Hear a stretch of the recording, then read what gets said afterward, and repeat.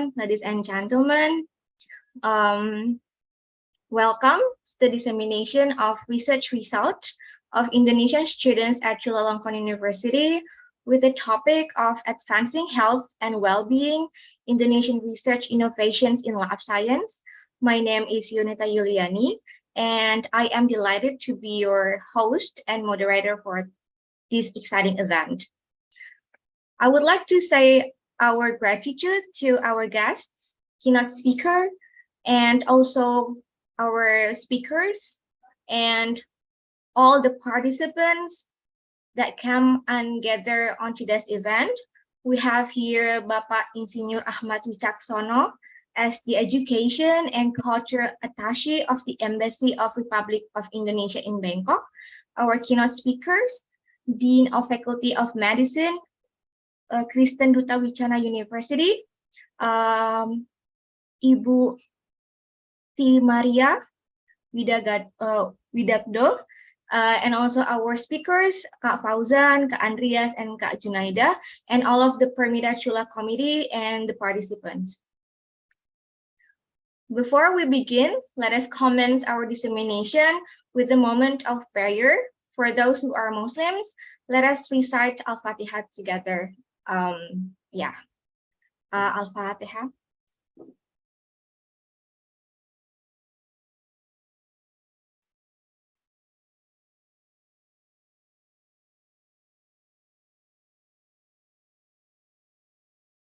Okay. And now, in a show of unity, let's come together virtually as we sing the national anthem of Indonesia, Indonesia Raya.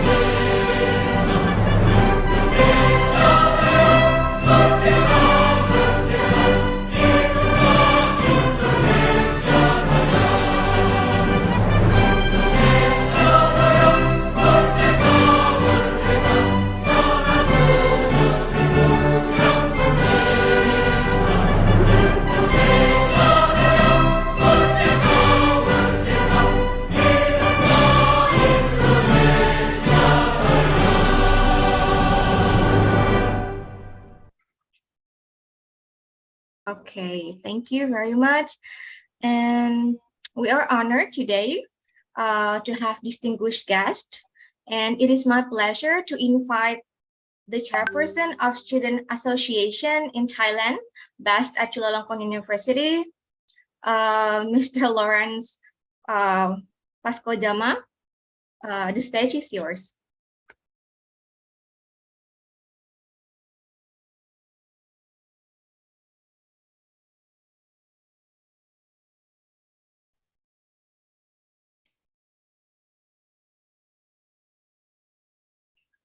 What? Oh my god. Yes.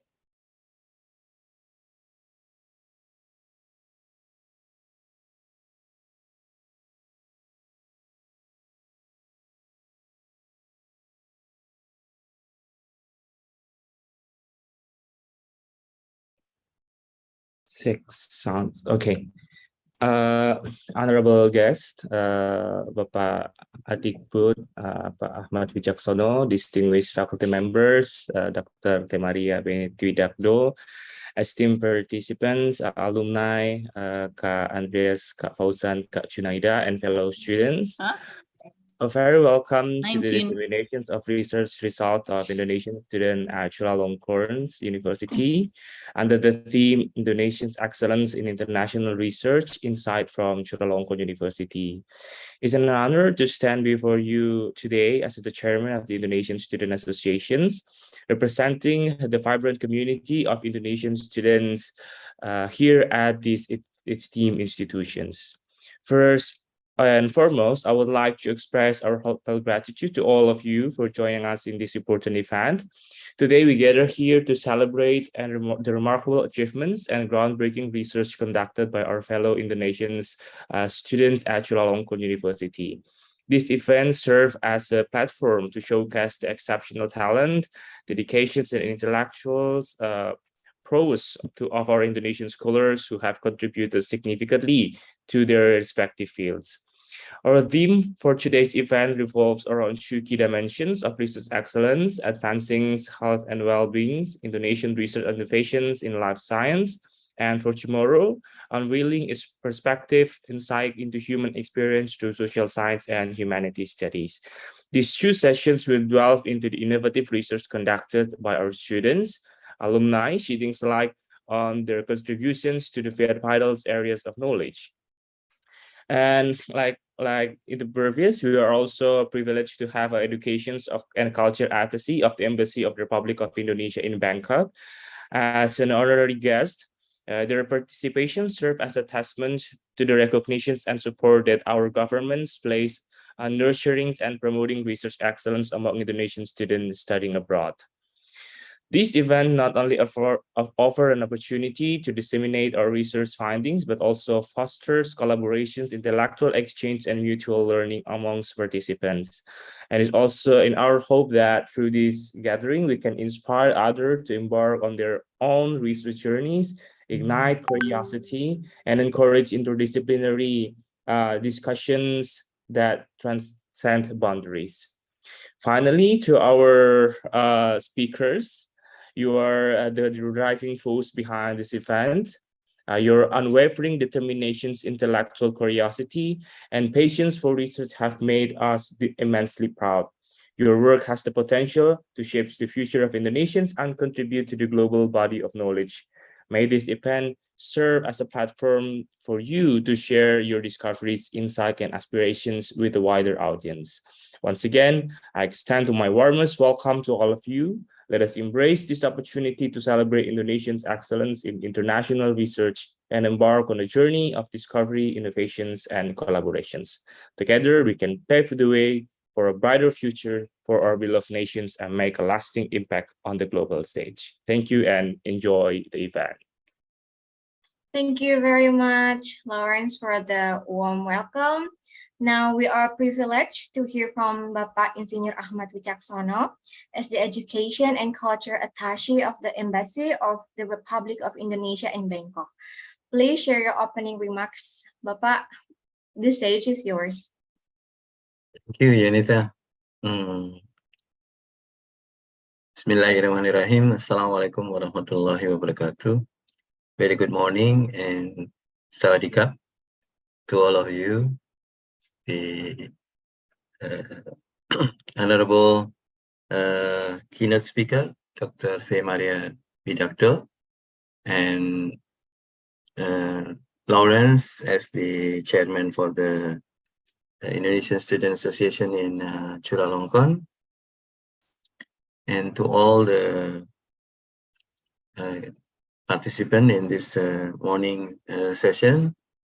First of all, I would like to thank God for this occasion that we can do it in this morning. Actually, this kind of dissemination of the research result is very important for us, so that we can know what is our friends did in the research, and then probably it will give us some overview, and then after that some inspiration to us that, oh, it can be did like that, or we can use this kind of method. Yeah, such kind of thing is very important for us, so that we can share our experience and our, especially in the research experiences. And of course, I would like to say thank you to Dr. Maria Vidakdo, the Dean of the Faculty of Medical in University Satya Wacana. Sorry, the Duta Wacana. Duta Wacana, sorry, University of Christian Duta Wacana. Yeah. For this keynote speech in this morning. And also, I would like to thank you for the three keynote topic. Yeah. Dr. Ika, and then Dr. Junaidia, and Dr. Fauzan. Yeah. Actually, I thought that this kind of webinar, or we can say webinar, yeah, like this, we can do it more. For example, maybe in each semester we can do like that, and in each university where the Indonesian students has a community. Yeah. As I mentioned before, that this kind of event is important to share the experience, research experience. Yeah, and also we would like to know what people did in other field. Yeah. For example, when I was studying in Japan for my PhD, yeah, previously I'm not thinking that the design of the tin, yeah, or the tube for the drinking that we can usually buy in the vending machine, or in some places like yeah, coffee or tea or fruit. Yeah. At the time, I met with the lecturer from ITB, and she said that it has some knowledge to design the tube for drink the such kind of coffee, tea, like that. Oh yeah, I don't think that the people has to select, yeah, which kind of colors or something like that. Yeah, but it's true that the Japanese people, when they choose tea, they consider to have the drink tube is like the colors of green or yellow, which is representing a tea. For me, maybe, oh, is it like that?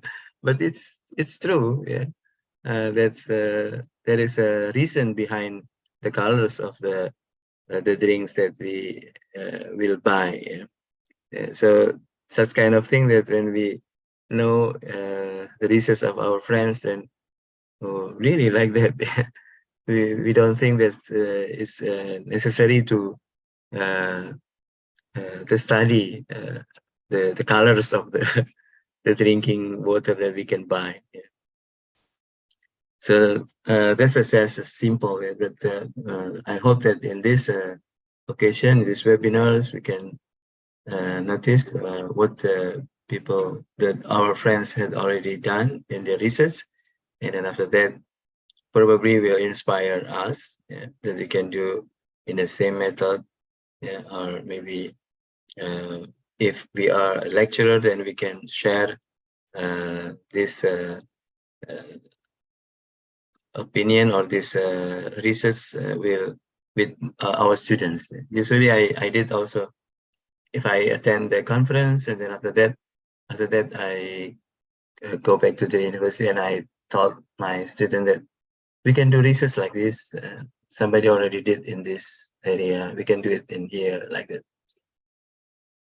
So I think all of you, the student of Indonesian Student Association in Thailand, should prepare for the next challenge, that we as Indonesians people has to more innovate, creative, and always learn, lifelong learning.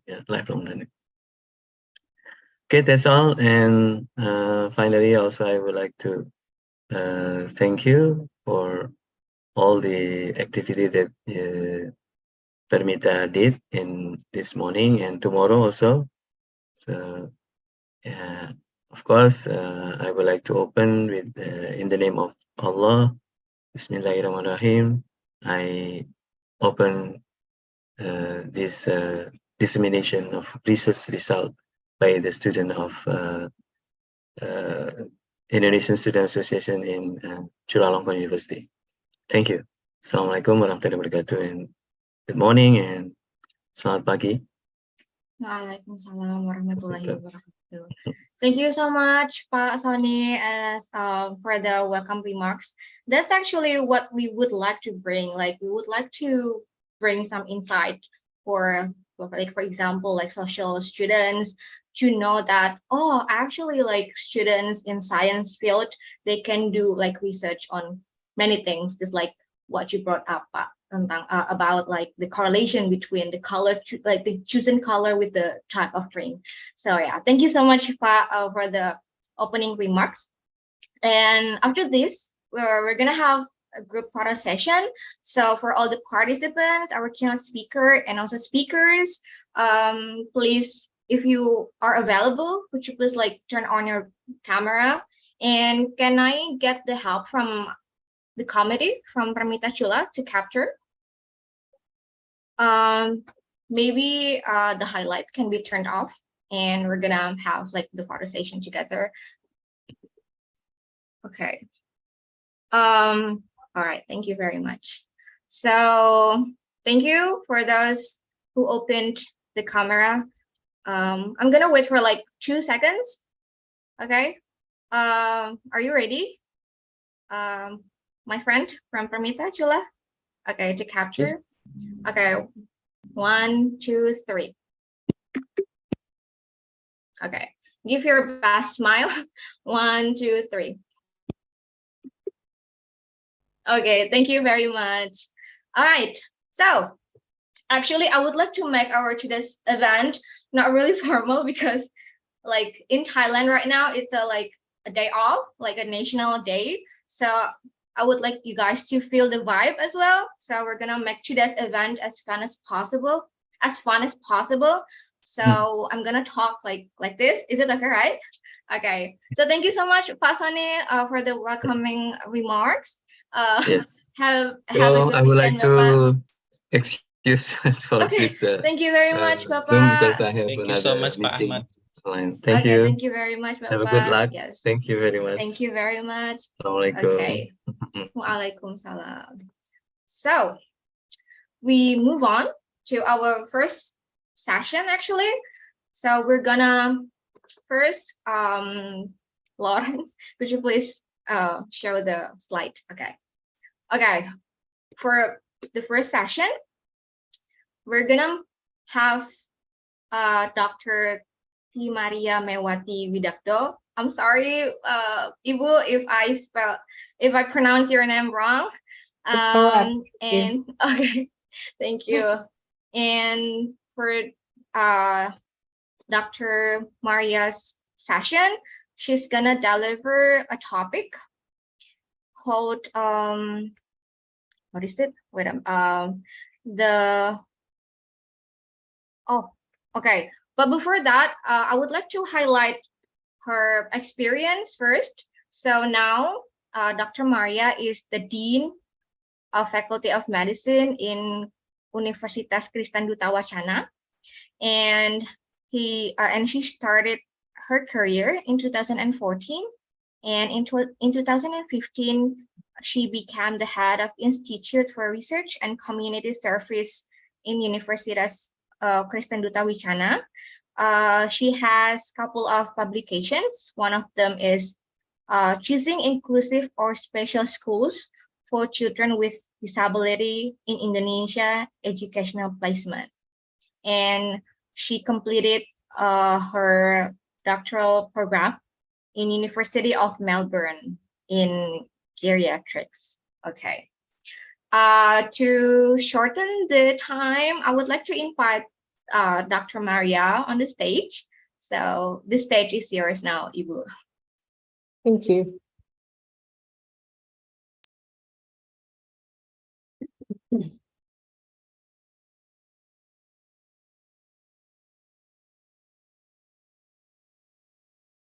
Okay, is it, can everyone see my PPT? Yes, Yeah. Bu. Thank you. First, I would like to thank all of you, especially Permita, for inviting me, giving me the opportunity to share with you about advancing health and well-being, Indonesian research innovations in life sciences. I would like to start that Indonesia has a research master plan, from 2017 to 2045. There are 9 research focus: food, energy, health, medication, transportation, engineering program, defense and security, maritime, social humanities, arts and culture, and education. The ninth one is additional, because it's multidisciplinary and cross-sector. The topics contain including disaster management, biodiversity, stunting, environment, water resources, and climate. I would like to focus more on health and medication. I think that's my my area.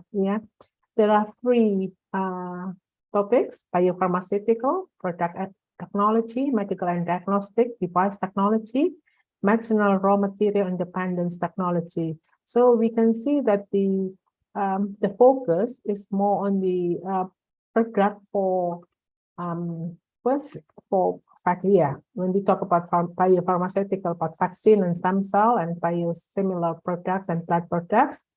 But the second one, medical and diagnostics. So Indonesia is trying to be more self-sustained, to be more independent, in device technology and also in raw material, in diagnostic and people diagnostic, for detection of infectious and non-infectious or genetic disease, and development of electromedical devices, while the raw material independence, especially for the phytopharmaca, chemical raw materials, scientification of herbs, natural pigment, protection technology. Now, talking about outputs and impact. When we talk about output and impact, I would like to start with the technology readiness level. There are 9 levels, from the basic one, TRL 1, until TRL 9, that's already in clinical stage. Because based on the TRL, we know the output. The basic science, TRL 1 until 3, usually, the output is application. The second stage, or translational medicine, TRL 4 until 6, 6.5, that's in usually the research is conducted in simulated world. From 7 to 9, it's already in real world. And this is it's publication, basic research publication, translational publication, prototype, or some in a public health, it can be policy brief, while in the later in the like phase 3 or phase in the TRL 7, 8, 9, usually already in commercialization stage, the output is patent. Patent. It can also be public policy. of course, publication can also be the output. Now, I will start with publication. Yeah, the research output of publication. Actually, it's kind of encouraging. Yeah, we can be proud that Indonesia's number of publication has increased considerably. We can see that compared to the other ASEAN countries, Indonesia has exceeded the number of publication, including exceeded Singapore, although we have to be careful. And we cannot just see the number of publication, because actually if we talk about the ratio, the number of researcher and publication, of course, Singapore, the ratio in Singapore is still higher than Indonesia, but still, this is still an achievement that we can be proud of. Yeah. Unfortunately, in terms of patent, the number of patent is still stagnant. We can see here that Singapore, shows increase, shows increase from year to year, but Indonesia is still stagnant. I'm sorry, I don't have the I don't have more recent data on this, but even here, more recent under 2016, the number of patent application, in Indonesia, you can see that the number of patent, applied by Indonesian still small, small compared to the number of patent application from overseas researchers, overseas industry. But this is something that we have to work on. In terms of publication, yes, we have achieved. We have achieved quite well that we can be proud of. But in terms of pattern, we still have to work on it. Now, okay, that's the output. Now we talk about impacts. Actually, I have to be careful here, because actually impact we can say output, but the impact of the output needs time. It takes time for us to know, to find out the impact of the output. First, publication, the impact will be citations. In public health, policy brief and public policy. In clinical stage, patent, screening and diagnostic instrument, medication, intervention procedure. I would like to share some of the Indonesian research achievement. I'm sure there are many, but I will only share with you some of them that we can be proud of. But the Wolbachia bacteria can be found in many insects, But I think this is an innovative one. The researchers at the Faculty of Medicine, Gadjah Mada University, introduced the Wolbachia bacteria to the Aedes aegypti mosquitoes, when the male and female mosquitoes were introduced with Wolbachia, they generate Wolbachia bred, new breed of Aedes aegypti mosquitoes with the Wolbachia bacteria. They keep the researchers keep the female ones to breed more mosquitoes and let the male Aedes aegypti mosquitoes in the wild, and so that the non-biting male Wolbachia carrying mosquitoes, when those Wolbachia carrying mosquitoes mate with female mosquitoes, they produce eggs that do not hatch, and then it will reduce the population of the mosquito. A 3-year trial in Indonesia has produced encouraging results, and I'm proud to say that it has also been tried in Singapore, Thailand, Mexico, Puerto Rico, and Australia. And this finding is recognized by the WHO, so we can be proud of this achievement. Chinos. Chinos is used, was used during the COVID-19, it was installed in the train stations for COVID-19 screening.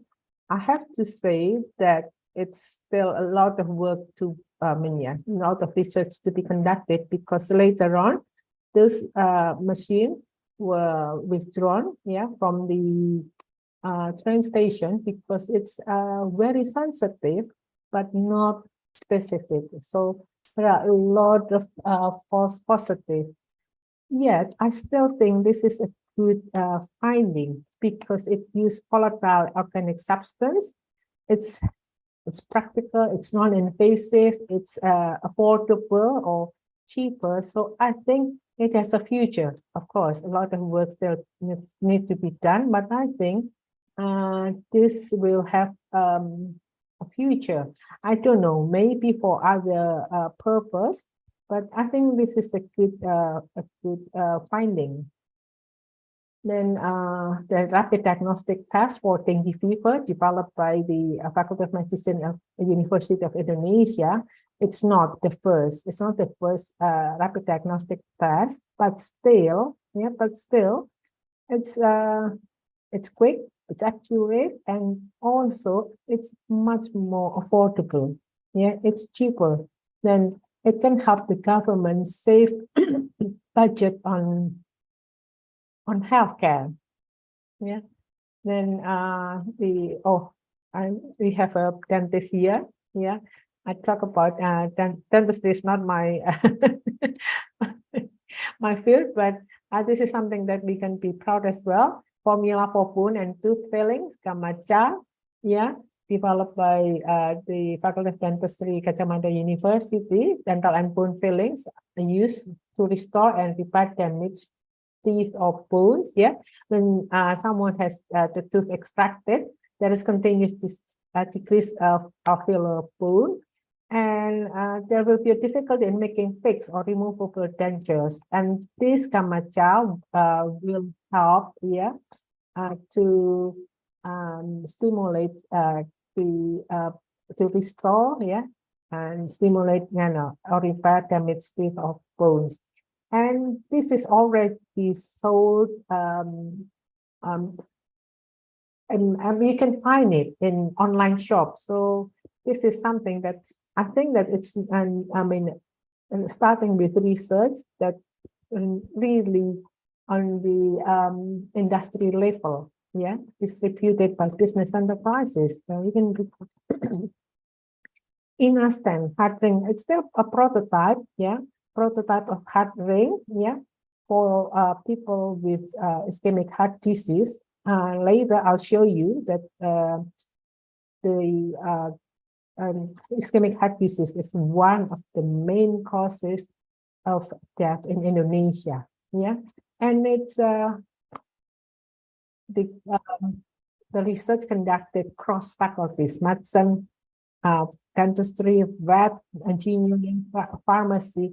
I think more and more in the future, research will be conducted cross-sector, and this is already applied, this is already at clinical stage, and the researchers have applied for patent. I'm proud of Duta Wacana Christian University. I would like to introduce motorized wheelchair. So the Faculty of Medicine, Faculty of Information Technology and Product Design, developed this. This is a detachable electric drive. It can be attached. It can be attached to any wheelchair, and it will enable people with disability to travel farther and faster. It's just this device, use dynamo battery that is widely available and easy to recharge. Then this is, I want to say that integrated long-term care, this is a model, a model, integrated care model. You know that the Indonesian population is aging. Number of older people keeps increasing, and in a way, we can be proud that that's one of the indicators of the success of the healthcare program, but it also creates a problem, problems for the elderly and also for the family. Some elderly become independent and they need care, they need support. And some of them live by themselves, so they need support from the community.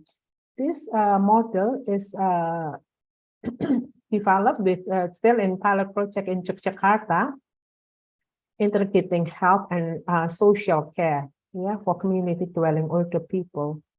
If it works, it will be a model from Indonesia. I know that I've seen one when I went to Thailand. I also learned about the integrated long-term care in Thailand.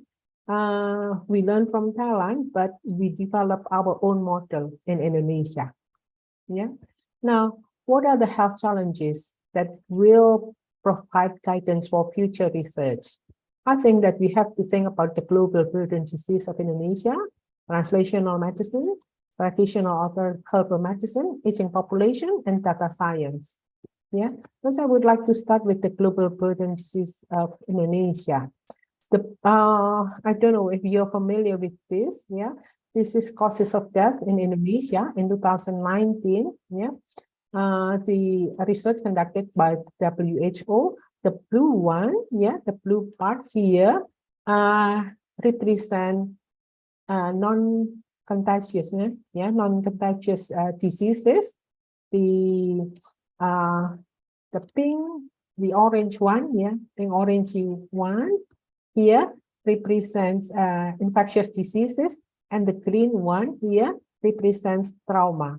You can see that the causes of death in Indonesia is mainly by NCD, yeah, non-contagious diseases. And we can see here that number 1 until number 4, yeah, the first 4 main causes of death is non-contagious diseases, but Indonesia has not yet been able to solve, yeah, or to overcome problem with infectious diseases, because number 5, 6, and 7, yeah, all COPD is but TB and diarrhea, yeah, are contagious diseases. Yeah, we have here lower respiratory infection as well.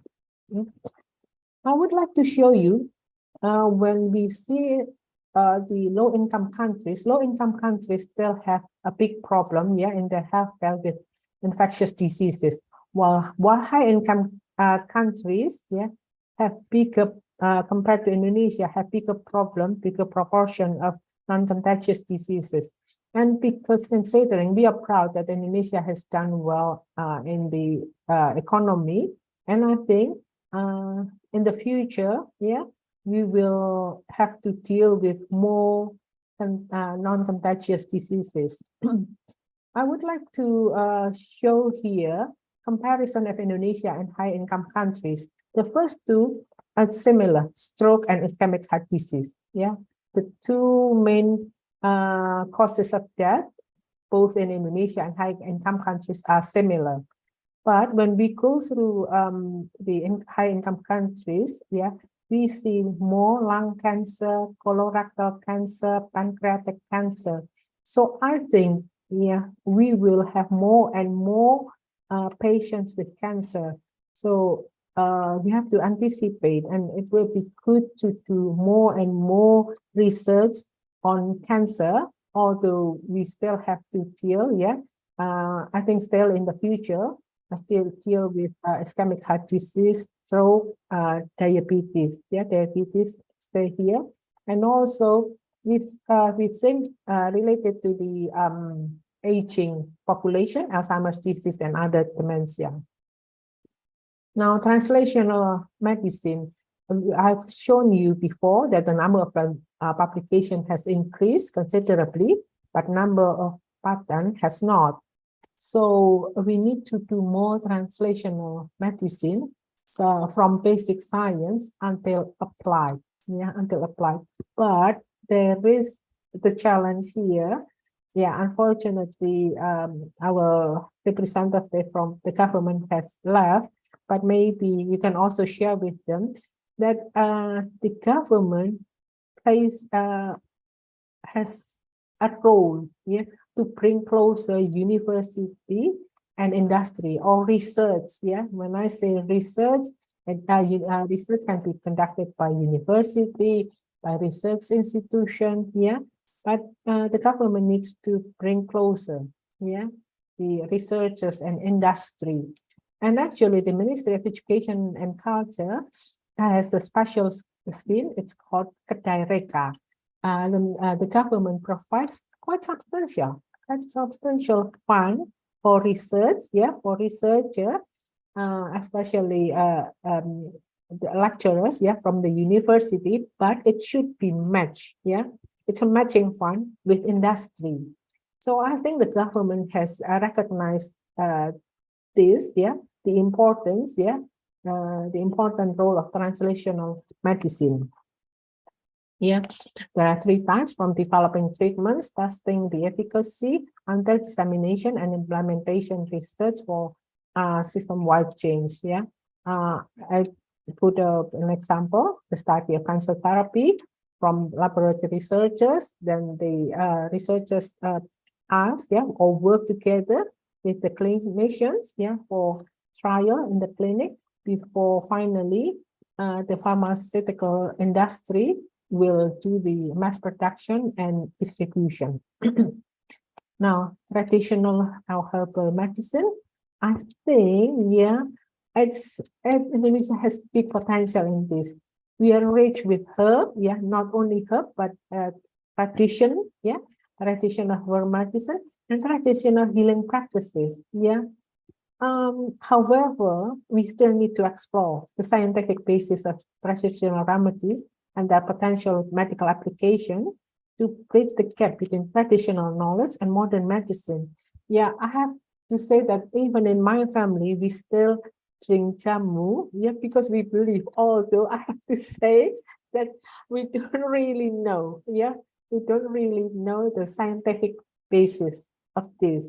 It's just, I mean, done from our ancestors, yeah, until us, and that we believe, yeah, to say, it will help us stay healthy. But we have to recognize there's competition with other countries, especially those with more resources. You know that foreign researchers, yeah, come to Indonesia, take the Indonesian herb, yeah, bring the herbs back to the country, conduct research, and then they, because of their because of the technology, more advanced technology, more experience, they can do the research until producing herbal medicine and sell it worldwide. Yeah, I mean, this is something that we have to recognize, but still, I would like to stay optimistic that the Dewan Jamu Nasional or National Herbal Medicine Council is now more active. They have set up branches in the provinces and districts, yeah, district and municipalities, kabupaten, Kecamatan. They are active organizing seminars, webinars, workshops to raise awareness, yeah, and to encourage research on Indonesian herbs. Yeah, and I would like to talk about aging. Yeah, as I said before, the number and percentage of older people keep increasing. There's no new needs because when we talk about aging, I would like to remind you not just think about the older people, but also think of the family, of the caregiver. Yeah, aging, yeah, older people. As we age, there are age-related changes, physical, cognitive decline, psychological changes, social changes. Yeah, despite these changes, I'm happy to tell you that 70% of the elderly, yeah, are still healthy. They are still independent. They still have active life. So healthy aging, yeah. And we need to do more and more research about healthy aging, because if we live longer, we want to live healthy, yeah, stay active. Of course, management of diseases, especially non-contagious diseases, the degenerative diseases is very important to help people have or develop healthy aging.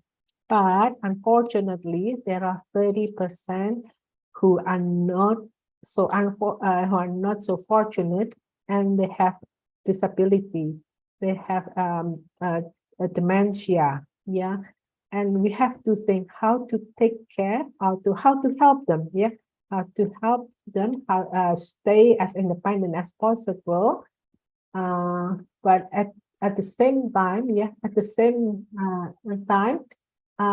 provide support if needed. I put in here that the global burden of diseases not only talk of causes of death, but also talk about disability, because the trend is people live longer, but they live with a disability. That's not the aim. People want to live longer, but also have a longer life without disability. And here, stroke, ischemic heart disease, diabetes, cirrhosis are still the main cause of disability. So management of these diseases will help people, to age, and stay healthy. I'll back to the topic of this webinar. I'm happy that we talk about well-being, because when people age, people do not just want to live longer, but to have a quality life. That they are well, they are healthy, they are happy. So when we talk about health, please do not just focus on the health, but also the well-being and quality of life of the people. And then when we talk about, we have to remember about caregivers, because of the Indonesia is still a close-knit family, a traditional traditional society that think family have to take care of the parents of the older people. Some family members, the caregivers have to give up their job to look after, but that creates a burden, physical, psychological, financial, social, burden, and they have to, some can cope, some cannot. So research on the burden and the coping mechanism will help people, to be able to provide quality care as well. We have to consider the well-being and quality of life of the caregivers as well. Now, data science. I think this is the data science is I think has a very big portion in the future. So for you who whose research or whose interest in data science, I think there are lots of things, to explore in data science.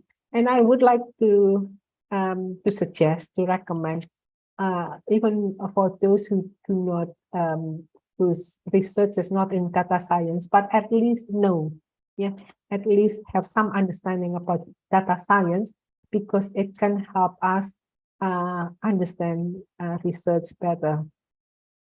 Now, with all that research, the health challenges and future research, researchers realized that researchers cannot work alone. So we talk about research collaboration and investment. I'm thinking of the research stakeholders: researchers, research institutions, academia, business, government, funders, or donors. Researchers, I'm happy to share with you that the number of researchers in Indonesia has increased. It keeps keeps increasing. I think partly because the government has realized the importance of research and provides more and more funding, more and more funding for research, and also reward for publication.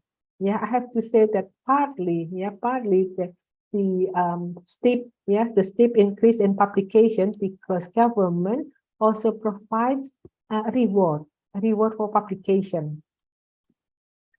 However, it's a challenging job. I don't know if you want to be a researcher, because I think it's a challenging job, challenging, demanding, tantalizing, but also rewarding, because a researcher has to be continuously innovative, creative, while at the same time having to apply for grants.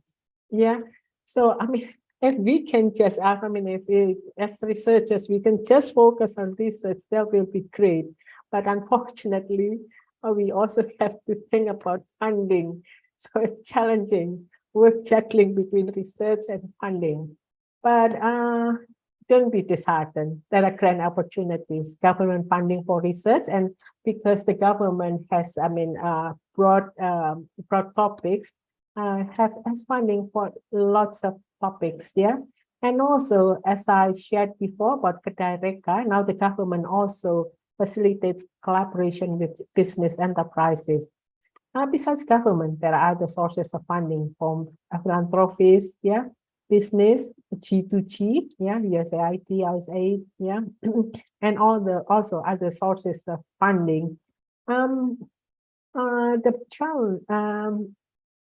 The challenge is that we have to learn. We have to learn how to write a sound proposal, an attractive proposal that can capture the attention from the funders, the research funders. I would like to share with you, because I think you are overseas graduates. In public health, I think it's relatively fine. I think of course, when doing research in public health, maybe using questionnaires, questionnaires from overseas. When coming back to Indonesia, we still have to translate and do cultural adaptation, but that's still, I think, relatively easier compared to those conducting research in biomedics, especially facilities, especially facilities. However, I still want you to be optimistic. I think if you master the basic principles, be innovative, and also please keep in touch. If you're still studying at Chula, please, when you return to Indonesia, please keep in touch so that you can have and develop collaboration, so that you can have collaboration and have access, have access to the laboratory where you used to study. I think it will be a good one of the solutions. However, I'm also happy to share with you that there are more and more research laboratory in Indonesia. There's here the IMERI UI has gained ISO accreditation. There are some lab in Jogja that I know, that we can collaborate. We don't have to set up a laboratory. Not every university has to set up its own laboratory. We can complement with each other. We can complement, we can collaborate. So that we don't have to have very big, very complete, but we can specialize and we can work together. A research institution, I would like to, because you are doing postgraduate, I don't know when you return, whether you want to work as a lecturer or you want to continue research. I just want to tell you that there are also, I know, research institutions, even small and big, But because if you love doing research and you want to continue doing it, you can still work in research institution. You have to find a research institution whose research focus, fits yours. but still there is a problem, or I don't say problem, but a challenge of fundraising. Yeah. Academia. Yeah. Academia has three main tasks: education, research, and community service or social responsibility. Research is one of lecturer's tasks. Yeah. So if you want to continue doing research, yeah, go to academia. We love to have lecturers who love doing research.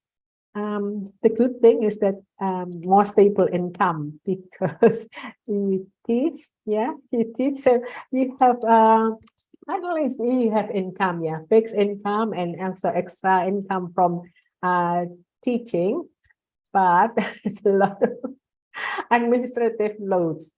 So we are struggling. I have to say that I'm struggling for time to do research, teaching, and doing the administrative work. But still, consider it. Yeah, we love to have postgraduates. Yeah, postgraduates from overseas to join the academia. Business. Okay, business. Business is, I think, an important stakeholder. The important thing is that you have to remember that they are have profit orientation. Yeah. However, they also have the need for new product development, because they have new the need for new product development to try to find. Yeah. Some big companies have their own research and development unit, but they are also happy to work with other institutions or academia or researchers for product development. However, you have to remember that they still have profit orientation. So you have to identify which business. Yeah, if you have a finding that you think have economic potential, you have to find which business, yeah, which business enterprise, which industry to approach. Yeah. On the other side, we can learn from business about mass production, distribution, marketing strategy, customer support, and regulation. Yeah, those things are the excellence of business that we can learn. Yeah, we can learn from them. Yeah. Government. Yeah. Now I start with the government role in health. Yeah, there are a lot of government role. Yeah, in health, but I would like to highlight number 2, ensure policies, yeah, frameworks and standards.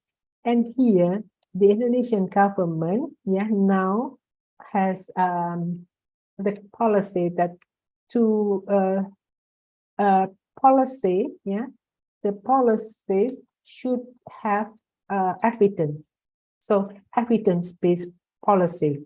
Because of the need for evidence for the policy, there is place for research.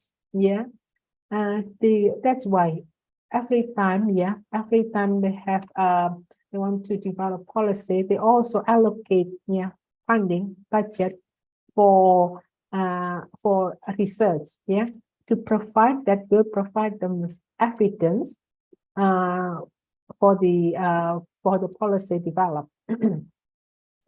Now, Excuse me, for health Ibu, research, yeah, as a regulator, facilitator, you have innovator, 5 and more partner. minutes left. 5 Okay, minutes. okay, thank you. Sorry. Provide facilities, develop regulation, and support the development of science and technology. It sounds ideal, but in reality, it's not easy. Yeah, the challenge is the government has multiple problems and limited resources, so they have to prioritize. And unfortunately, usually research doesn't come high in the priority list. And it's sad to say that we have brain drain. When I say brain drain, like I mean Indonesian scholars, yeah, who study overseas, they excel, and then they're recruited by other countries to work overseas. But still, I think if those Indonesian expatriates working overseas, if they can develop collaboration with Indonesia, they can still contribute to Indonesian development. Yeah, and the research funders in biomedical, There's government and philanthropists, or clinical, business, of course, government and philanthropists, population health, research, government, philanthropists, and also CSR of business. You just have to really read, the call for proposal, whether it really fits you, or if it's close, try to fit in. Try to fit in. Use the words, in the call for proposal for when you write your proposal. Research collaboration, also research in infectious disease. You know that the germs are found in developing countries, but the technology is more commonly found in developed countries. How to have more fairer and a more equal collaboration. While research in non-infectious disease, usually we are still followers due to limited research facilities. The challenges is, every stakeholder has its own interest. Different stakeholder has different interests. How to meet together, how to collaborate. And also we have our own pride, because our brand, we want to be popular, we want to be known, who owns and can claim the research result. There's an inequality, and also inequality between researchers from developing and developed countries, because the developed countries, they think, oh, I have more, I have the money, I have the facility, and so these are challenges in collaboration. Anyway, I still want to be optimistic. Happy researching. Thank you. Thank you very much, Dr. Maria, for the presentation. Actually, I got a lot of insights from your presentation, because for me as well, because I've been here in Chula for a year, so I'm not really like catching up with the recent trends in Indonesia and also the data. So thank you so much for providing us with the newest information. Okay, so we have, You're welcome. And I would like to encourage you that I mean, despite all the limitation, the government has recognized the importance of research with all the limited resources. The government tries to provide more and more funding for research. Okay, right. Hopefully, when we all come back to Indonesia, the system will get better and better, right? And also you can improve.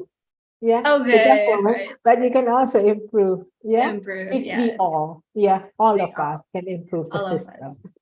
Thank you, Ibu. So we're going to the next session, which is Q&A.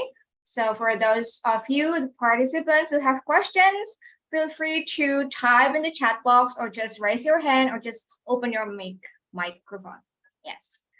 But to wait for the question, actually, I got one question, Ibu. It is actually like from my personal question. Like, I am intrigued with the TRL, the technology readiness level. The trend in Indonesia, do you think which are we now, like in Indonesia, in the level of 1 to 9, right? Which are we now? Yes, most research are still in the basic science. You can see the number of publication has increased considerably, but I have to say that especially our president, Pak Jokowi, wants to monetize, I think, wants to have, if I can say monetize, that research not only provide, produce, publication, but also financial, financial. We can do that if we can commercialize. That's why the government encourages. Kedaireka, I think something that's introduced just a few years, just the last few years, maybe 2 or 3 years. I would like to say that the government provides in terms of billions rupiah, funding, for one research, but it should be matched with funding from the business. So I think the government is encouraging the government encourages researchers to do more and more applied research. Yeah. So I like think yeah. a give and take. Yeah, as usual. Yeah. Even though like we are like in the same, like we are the people of the nation, but still give and take is still about like yeah. Okay. So we have a couple of people that would like to ask question. Maybe for the first one, I would like to give the opportunity to Kak Fauzan. Yes, you can Yes. ask Dr. Maria. Yes, thank you so much for the opportunity. Good morning, Dr. Maria. So Morning, Pak Fauzan. it was a very great presentation of yours. And actually, I'm not quite sure whether I missed some point from your presentation, but I just need to clarify one thing regarding how to make the result of our research to be more sound to the government. I mean, like to lead to the policy that conducted by the government. You know, some of the research are conducted by the student, for example, like us, you know, and then somehow I've found it is quite challenging, you know, to deliver that the result of my research to the government to be heard, and then to you know, to make it or to lead it to make for the policy, right? So my question is, do the government have like some kind of channel or some kind of, you know, dissemination activities that we can join, so you know we can directly deliver our result of the research, so the government maybe can take a look of it and then maybe have some insight and then can trigger for the policy that conducted by the government. Thank you so much. Thank you. That's a good question and not easy to answer. But if I can share with you, try to find what's in trend. Yeah. Like I would like to say that there is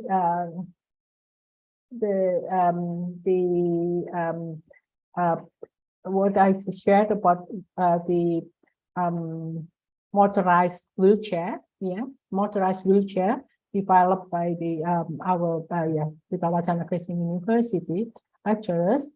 Because at that time, I mean, inclusive, yeah, SDGs, no one left behind. Inclusivity, so everyone, including people with disability.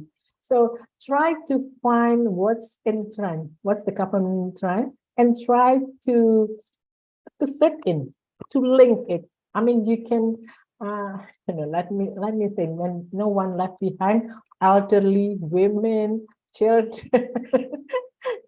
Try to link your research with something that is, I mean, the research, I mean, the focus of government, I mean, government development plan. Try to link it. I have to say that Pak Fauzan, let me remember, Pak Fauzan is from Maluku Saleh. Yeah. No. I'm coming from a private university in Luxembourg. Okay, I just want to say, because I also come from private university. I'm sorry to say that because of the we have to struggle. We have to struggle to attract government's attention. Yeah, extra effort to attract government's attention. So if I can say that I try to find what's in trend. Like, I mean, I didn't say about stunting. Yeah, actually, I don't know what will happen to stunting, because Pak Jokowi made a target of zero stunting in 2024. So I don't know whether, because he will finish in next year, that there is a lot of funding. There is a lot of funding at the moment until 2024 for stunting. But I don't know what will happen after that. We'll see. I'm sorry to say that sometimes even when doing research, we also have to know where the funding goes. Try to stay loyal to our research interests, but at the same time, try to fit in with the trend. Yeah, thank you. I hope that helps. Yeah. Thank you so much for the answer, Doctor. And I expect in the near future, the government maybe will invite more researcher from university to have research collaboration. So, I agree with you when, try to catch up what is the current trend of the government, and mostly right now about SDGs, and try to fit in, but we still have like our research interest. Yeah, Thank don't you lose so much. yourself. Don't Yeah. lose yourself. Thank you so But much. at the Dr. same time, we have to get funding. I think there's Edward who raised hand. I don't know. Okay. Edward, do you raise hand? No. Okay, so okay, we have I think one more question, Doctor, because yeah, the time is kind of like No, I'm limited happy. now. Okay. Thank you. Okay, so I would like to invite Ka Edward to ask question to Dr. Maria. Okay, thank you so much for the very insightful presentation from Dr. Maria. I just have one question, because in your presentation, you're presenting about the numbers of patents that has by the Indonesian government. As we know, Indonesian just like have more larger populations compared to the other Asian countries, but Yeah. surprisingly, the number of patents in Indonesia is just like Yeah. decreasing, just like Yeah. lower than the other Asian countries. So my question is just like, in your personal view, what is just like the biggest obstacle that just like encountered by the Indonesian government? Why we have so lower of patents compared to the Asian countries, and how can just like we overcome that obstacle, just like to increase our patents? Because as we know, there is so many just like students that know studying abroad and also studying in Indonesia, and we have a lot of universities that can give us more potential to conduct a patent in the future. Thank you. Thank you. That's also a good question. It's not easy to give the answer. We say that. I think I just want to share with you. Yeah, I just want to share with you my own experience. Duta Wacana has a department of product design. Yeah, that design, and actually they produce good designs, but trying to bring the designs to business, to it's not easy. I have to say that. Yeah. Previously we tried to exercise instrument for stroke patients, and I brought this to the industry, and not easy to convince them that this will sell well. Yeah, sell well. As I say that the business, they are profit oriented. They want, if you bring a product, you have to be able to convince them that this will bring profit. But just a few months ago, it's also interesting that I've met someone. Yeah, this is a pharmaceutical company, a small national one, that sells jamu, herbal medicine.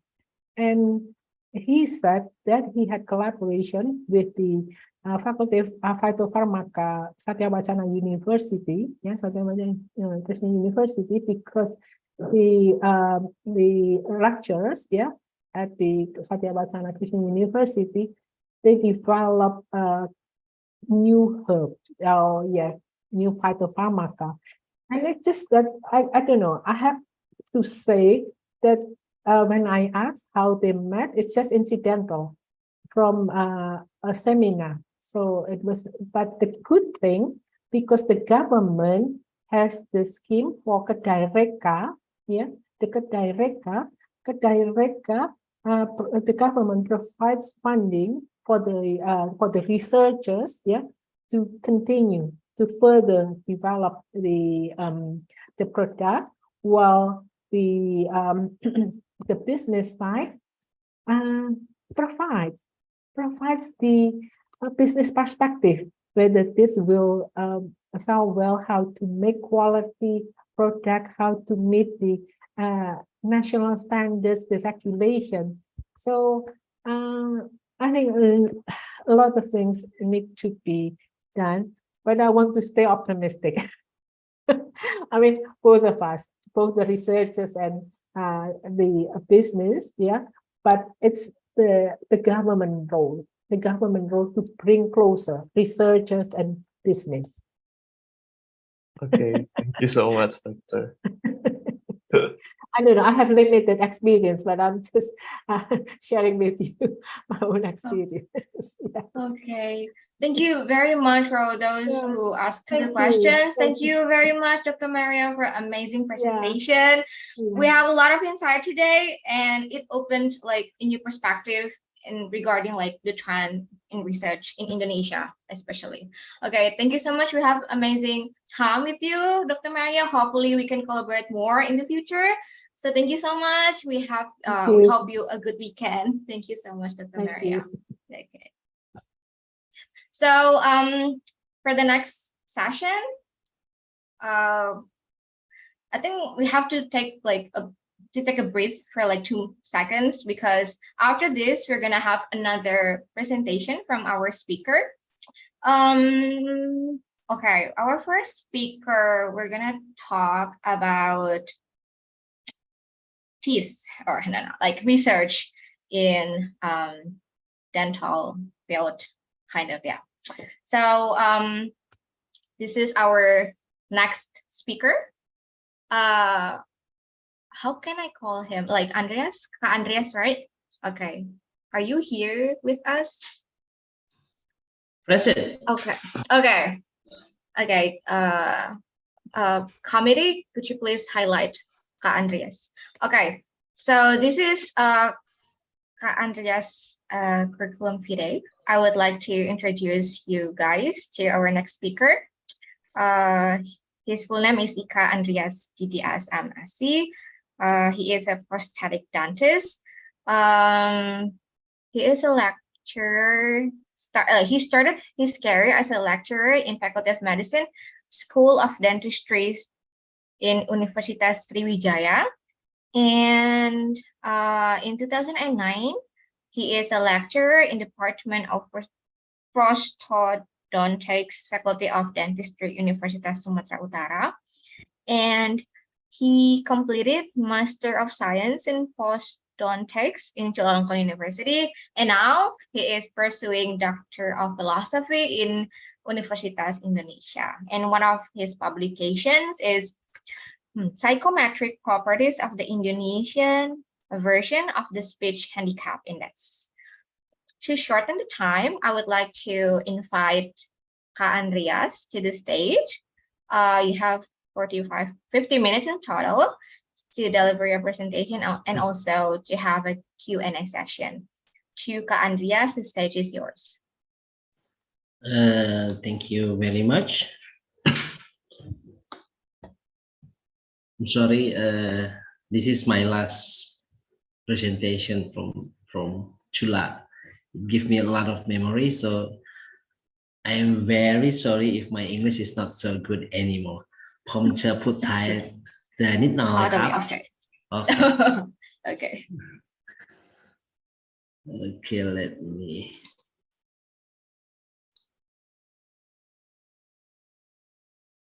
Did I share my presentation well?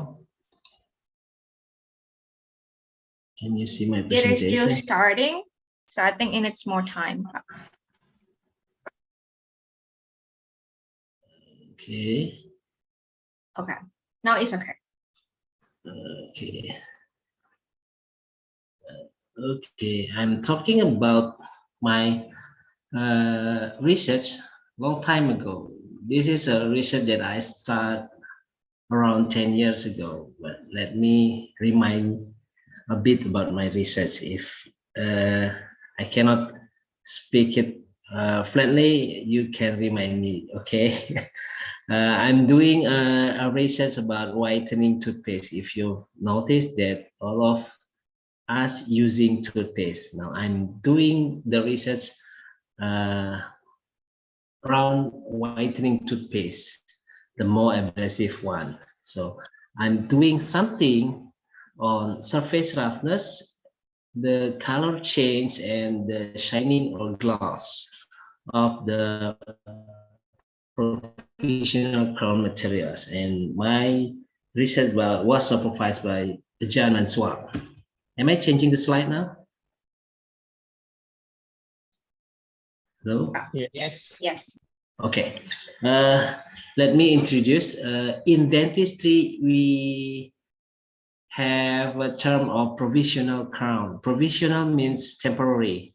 So provisional restoration is defined as a prosthesis which designed to enhance aesthetic, provide occlusal stabilization that was lost because of the decay, and masticatory function, which will be replaced by a definitive prosthesis after a period of time.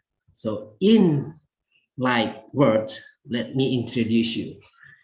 This is the picture of our tooth. The first one stating that one teeth is okay and another one is decayed. And then the decay will be go on and continuously to spread out until all of around the mouth. All of it will involve of all of the teeth if you are not doing the treatment. For doing a treatment, a dentist should provide a very good prosthesis which mimic the color, the smoothness, and the shining one as your previous teeth, or even better. Before the making of the crown, we need more time to prepare it in the laboratory. So you are not going home without any teeth. So the dentist would provide you a professional crown. So in the middle is my area of research.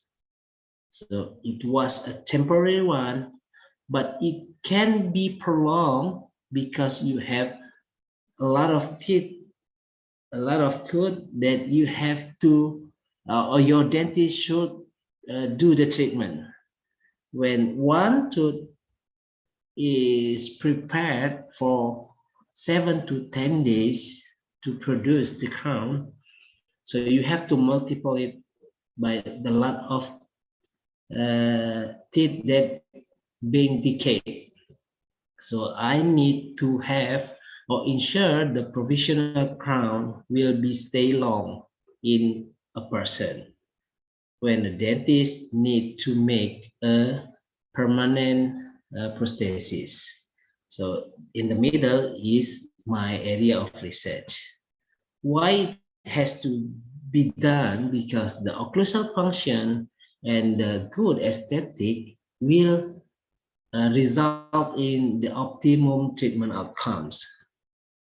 Now, back then until now, the material of provisional crown is varied, so varied, from the metal shields crown until the one base and almost mimic the tooth. Okay, and then when you come to the dentist, you have to prepare or you wanted to have a good treatment, and then the dentist should think and provide you the aesthetic success to support your optical appearance. That's why your dentist need gloss, surface roughness stability, and color stability. However, when you go back home and that you do your daily activity, you also need your daily hygiene. We cannot hold you not to eat. We cannot hold you not to brush your teeth. But brushing with water alone was known to decrease or slightly abrasive the surface of the provisional crown that I mentioned before. Okay. Now,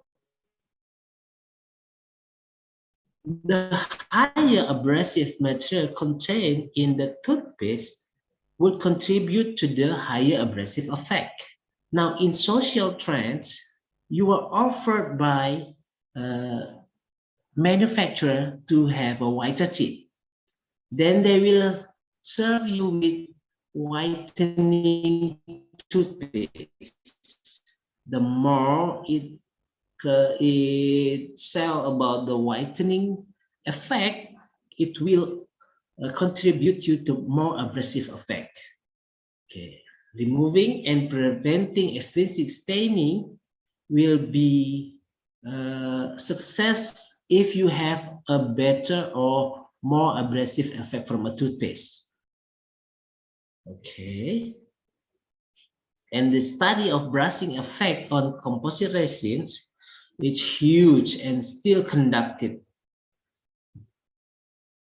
There's just a lot of previous research which telling you about how the brushing will affect on your crown, on your teeth, on your restoration. When you went to the dentist and have a restoration, it will also affect. There's a lot of it. Okay, and I'm doing in the same path.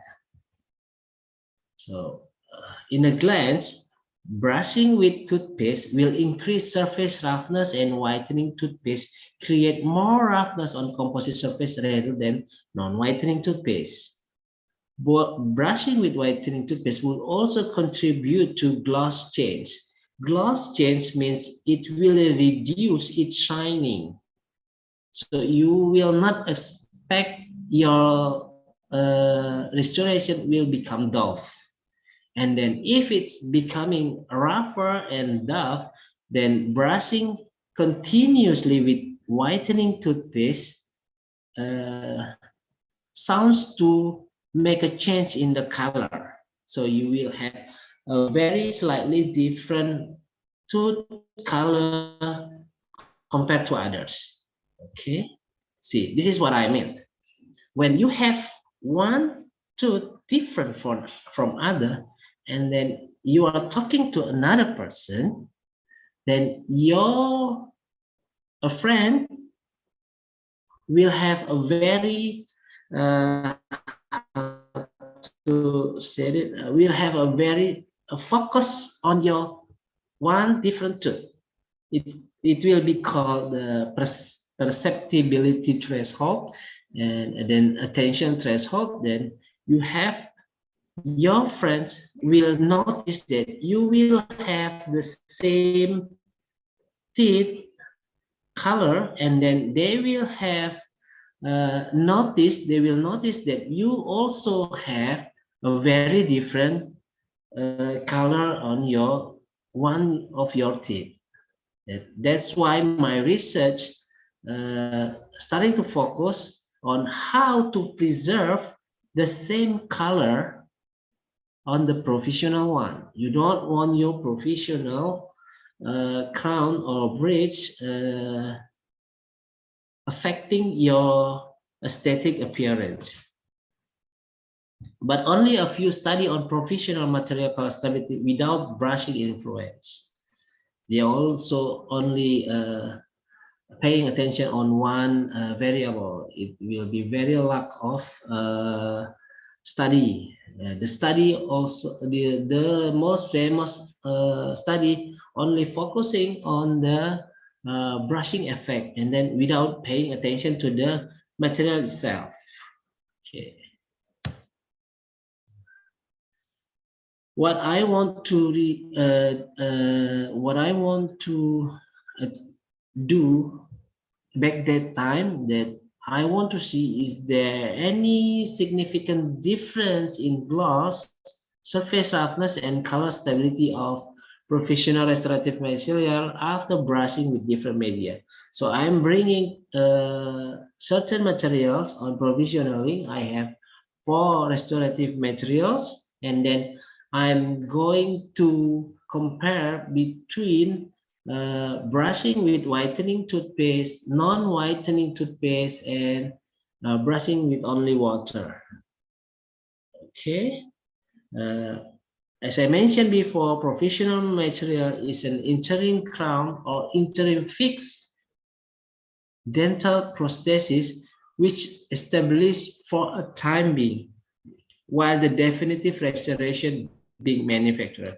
So this is a kind of a temporary one, but you have to maintain its aesthetic, and it's kindly a job for the dentist than to the patient. But the patient always demand for the aesthetic one. They don't want you to say that this is the temporary one and I could do nothing about it. You have to accept it. They will not accept that. In this kind of era, they will say that I already pay you, so you have to treat me better. So we are struggling from this kind of mind. So this is my area of research once again. So the professional restoration aim to protect the oral tissue and then maintaining the appearance, and then it allow you able to do your function, and then it has a lot of factors that related to the professionally, and from its material contain, and then a lot of factors that contribute to the sustainability of this professionalization. But up to date, no ideal provisional material has been developed. It means that we have a lot of professional that can be very rough, but not shiny enough, or can be very shiny enough, but not that strong, or it is strong and it is shining, but it can turn its color very fast. So in this area, I involve PMMA, methacrylate, microfiber composite, and light polymerized material. As I mentioned before, the provisional crown is intended to the immediate short term or the long term one. The problem will be evolved in the long term provisionalization, because you need to do the treatment for a lot of tooth, and then to make the permanent one, you need the time as much as you can. So at the same time, your dentist need to serve you with the very best professionalization for long time being. Okay. The other factor is toothpaste and whitening toothpaste. If I may take you back, maybe you never think about how the toothpaste came from. This is the history, how the toothpaste came to our life. So it came from oxen hooves, meat, eggshells, and then the other thing. It's coming from the ancient BC, from around 3000 or 5000 BC. And then it becomes developed from the Persian, which use tailbone shells, oyster mixed also with gums, herbs, and then the abrasive material they put in crushed bone, oyster seal, and then another flavor. And then as we see, it becoming more developed from Chinese, which involve ginseng and helbermins. And then in the 18th century, the dentist asked you to use toothpaste. So in 1914, we are introduced with fluoride in our toothpaste, and then it coming develop, and the patient want more better stain removal, because you drink coffee a lot. You drink coffee in the morning, you drink coffee in the night, and then the coffee stain in your tooth. So we need a better stain removal. So now the manufacturer contribute or develop a lot of whitening toothpaste, and they serve you with that one, from the Colgate, the international one, until Ciptaden, the one that already is in Indonesia. They have the whitening one. In whitening one, they contain calcium phosphate, and then they also sometimes contain peroxide in order to have a whitener teeth. So if you notice from your toothpaste and then look it up and read it, you will see a lot of material that act as abrasive.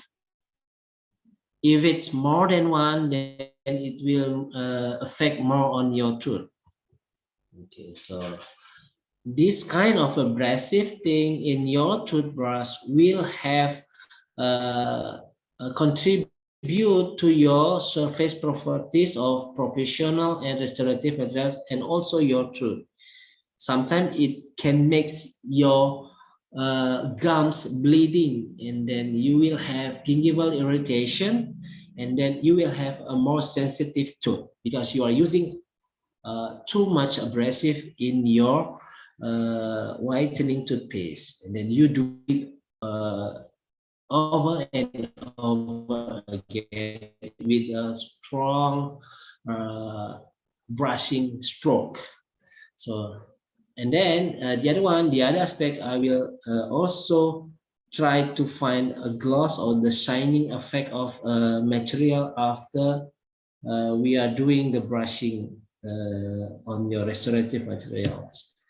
And then for the surface roughness, your tip of the tongue will detect around 0.2 micrometer of your restorative. You will find it rough if it's more than 0.2. So anatomically, you will find something different in that.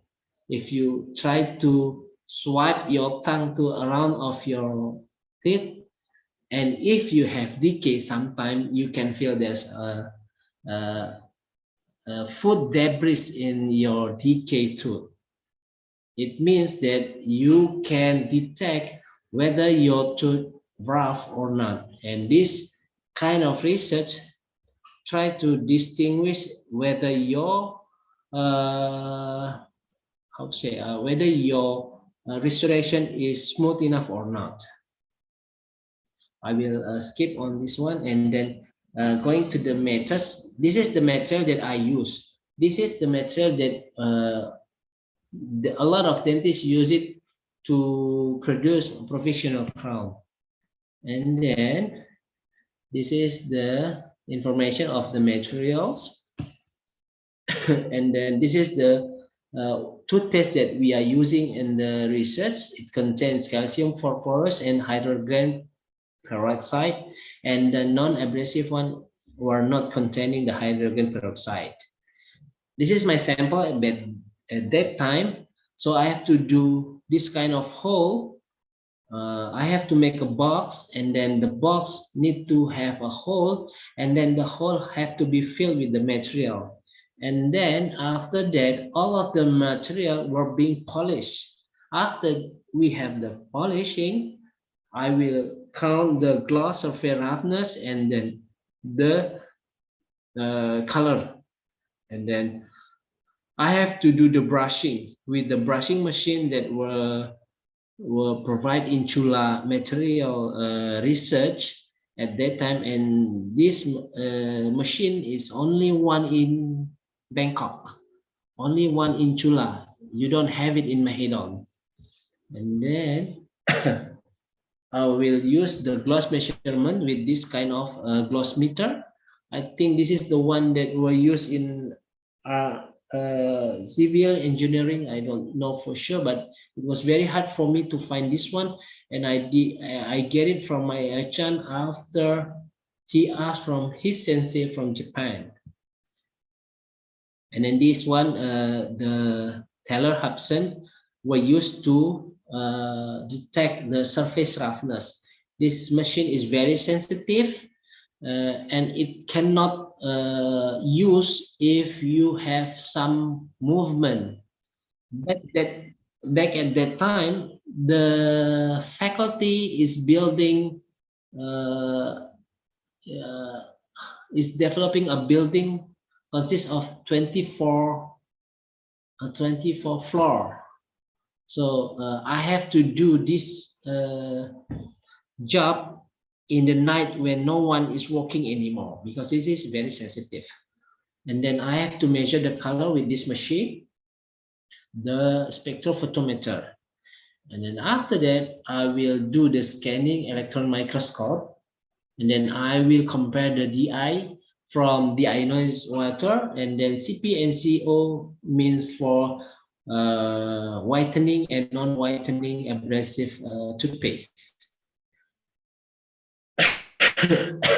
After I brush it, and then I have to filtrate the abrasive material in the toothpaste, because when I do the brushing, I made it like as a human or person doing the brushing, and then I have to collect the slurry paste that coming out from mouth. So in order to mimic the same thing, I have to do the filtration coming from the brushing machine that I mentioned before.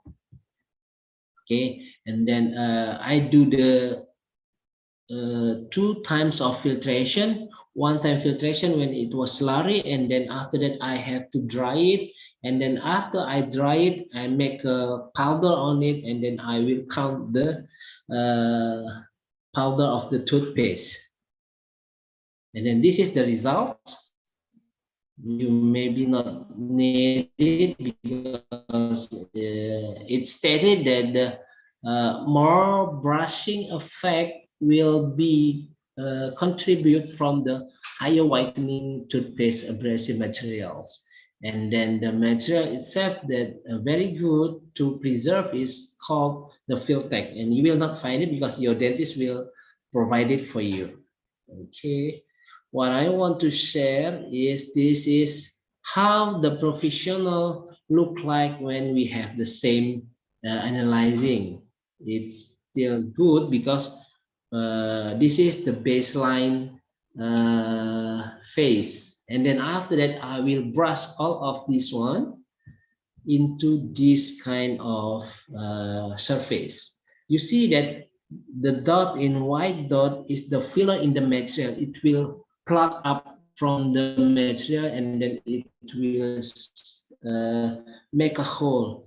This tiny hole will absorb every drinks and every food debris on your daily activity, and then it will contaminate the surface of your restoration, and then it will make your teeth change its color.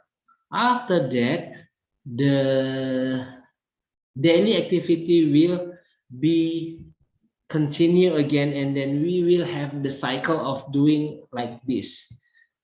Now after that, I will do the EDS analyzing of what to see on the toothpaste. You see, this is the abrasive that left in your toothpaste. So the more it rough and the more it's sharp, it will make a stretch on your restoration.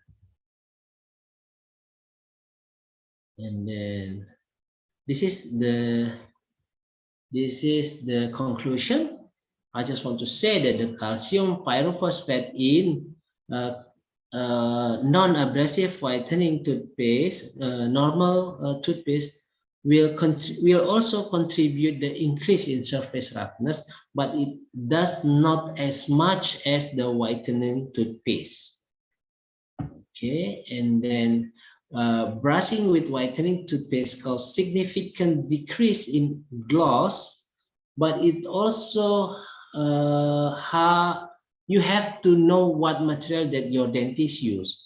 And then brushing with whitening toothpaste cause increase surface roughness in all the materials if it's compared to only water. So you might say that water does not have abrasive, but we did not use water for the brushing, we use the toothpaste. Whitening will contribute more defect than non-whitening. And then water, as the comparison stated, that whitening has the highest effect on your restoration.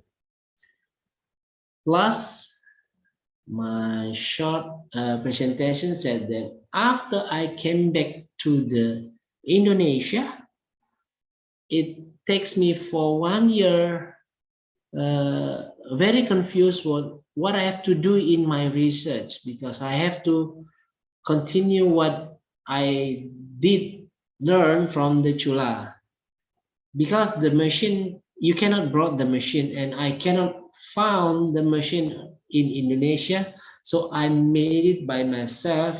Now we have the machine. I remake the machine and joining the how to say MOU with the industrial university in machinery university technology, and then we develop this kind of machine to our faculty. Okay, I think that's it. That is my research, my last research. Okay, thank you so much, Kak Andreas. All right, thank you so much, Kak Andreas. That's actually very impressive that you made your own machine and brought it to your faculty. Like, wow. All right, so that's all from Kak Andreas. I invite the participant, if you have any questions regarding Kak Andreas' research, you can feel free to chat in the chat box or open your microphone. Okay, so I heard to wait the participants to ask questions, Kak. I would like to ask you some questions. What is it like? So why do you have so is it because you stop is it because you have to come back to Indonesia that you stop going to Chula, or what is it like the reason why you made your own machine? I don't have to back to Chula. Oh, okay. I'm a lecturer in Indonesia, so okay. It kind make me envy, I think, because they have a lot of machine, right? Chula has a lot of machine. One times before the research, I do every machine in dental material research center. I do all the machine until I came out with this machine. So I use every machine in there, and then after that, my Achan said, maybe this one is better for you. He asked me to do 1 year, I don't know, scatter research, short research, so I can know which machine is fit on me. And then after that, then he allowed me to think of my research. And then after I'm doing my research, a lot of the machine already served in Indonesia. You can have it, if it's not in USU, you can have it in Brawijaya or in other university. But for the brushing machine, you don't have it anywhere. I can make sure you that it doesn't exist in Indonesia.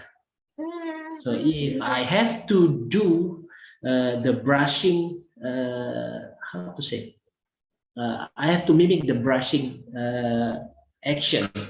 We cannot do research in patient's mouth. Oh yeah, of course. We can only observe how many times they brush their teeth, how many times, how long, what kind of action he did, what kind of toothpaste he used, but what is the strain?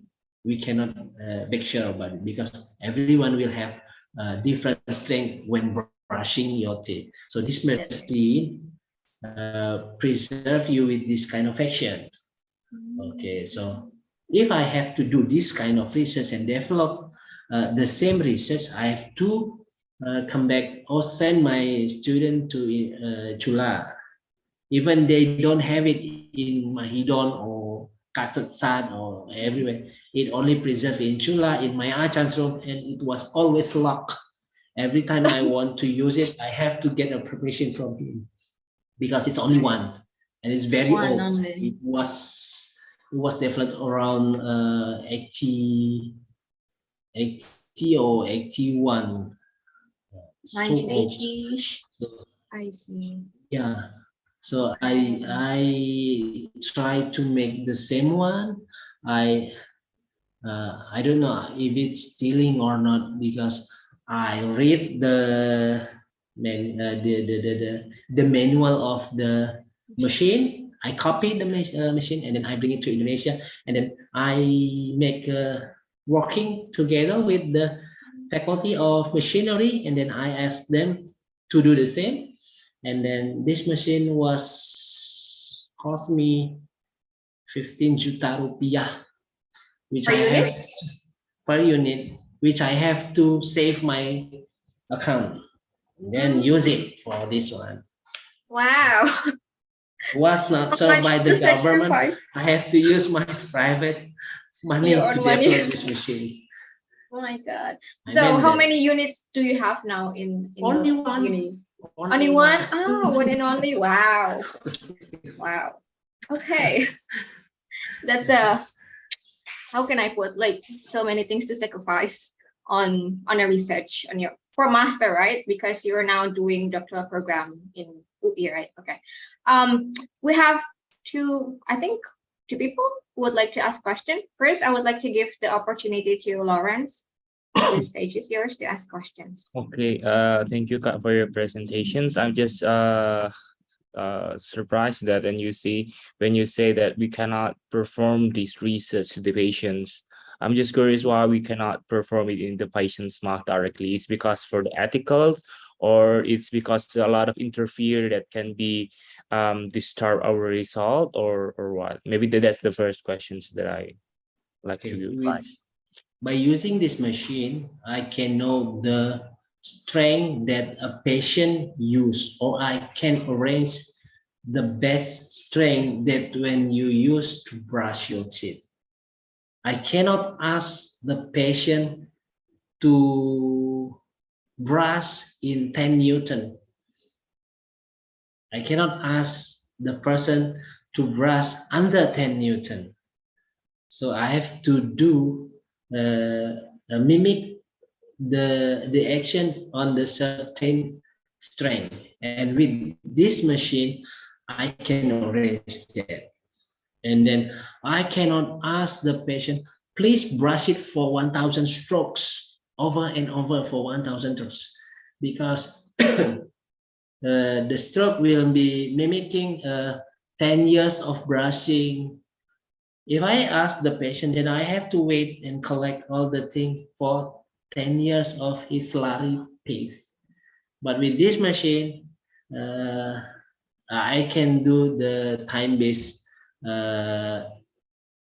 counting of the abrasive.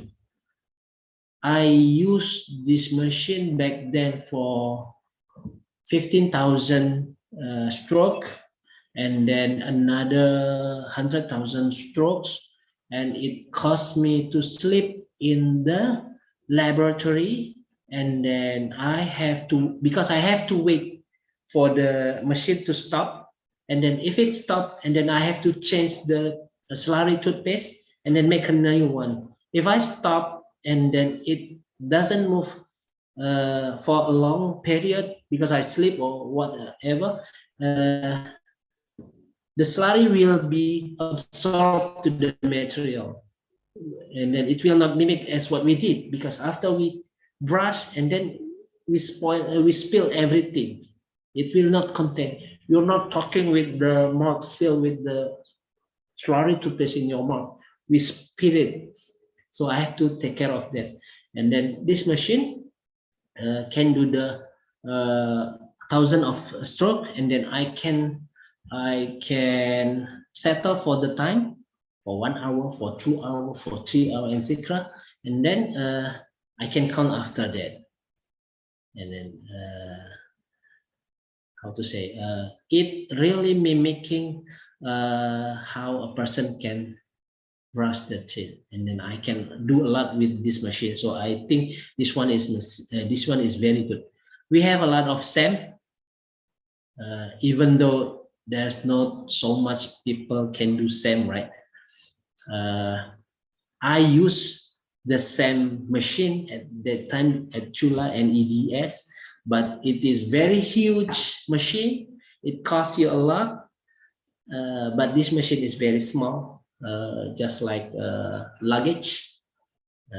It doesn't cost you a lot. It's only 15 juta rupiah. So why not to make it?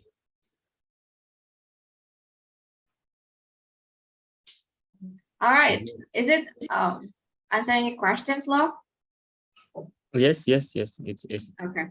thank you very I much. think if there is no one to ask Andreas a question, I would like to ask one more question, Kak. I'm curious, like on how did you standardize the speed of the like brushing teeth and stuff? Mhm. Did you make like, I don't know, like questionnaire, or like did you like observe from patients and average? Actually, I'm not really familiar with that because my field is microbiology. So yeah, I'm curious about it. Yeah. The speed is moving and forward speed. So one stroke when you brush your teeth, it's coming from this to here, or this one like to here, or like this and to here. So we call it stroke, moving and forward stroke. So we have the research that stated how much time we need in one stroke. I used the speed on the article and use it on the machine. Oh, all right. Okay. So it's based on like previous study, right? Yeah. Okay, Previous okay. study they stated, and then for the strength we have another mini pressure to how much Newton we put in the brush. So if you notice the machine like house, and then it Yeah. coming like this, moving and forward, and then I have to know how much the pressure I gave to the brush. So I have to make sure the strength is same to the every unit in there. So one house contain of eight toothbrush. Oh, I see. And then Okay. if you make a longer toothbrush, then it will have a long time to brushing and stroke, right? Right. It will be Yeah, different yeah. with short one and the Short one. long one. Long one. Mhm. So to make Okay. it, I have to make sure, and then I have to count the long of the toothbrush itself for the 8 toothbrush, and then I have to change it every 5,000 stroke. Wow. Okay. I see. I see. Because actually my next question is about pressure, but you already answered that question. So yeah. Okay. Is there anyone who wants to ask questions? If not, I think we're gonna end Kak Andrea's session. So thank you so much, Kak Andreas, for sharing with us. Thank you. Even though it was like 10-year research, right? Back then, from 10 years ago, but I think it's still interesting. And for me, and also for other students here who are not in dentistry, I think it's a very interesting topic. Thank you, Kak Andreas, for sharing with us. Okay. Thank you. right. Fortunately, a lot of my students doing it again in Oh, okay. Indonesia. Yeah, We made a lot hopefully. of publication on it. Thank Hopefully, you. hopefully. Thank you very much, Kak Andreas, for your time. Okay. So yes, that was our first speaker, right? Including our keynote speaker. For the next session, should we take a break? No, no. Okay.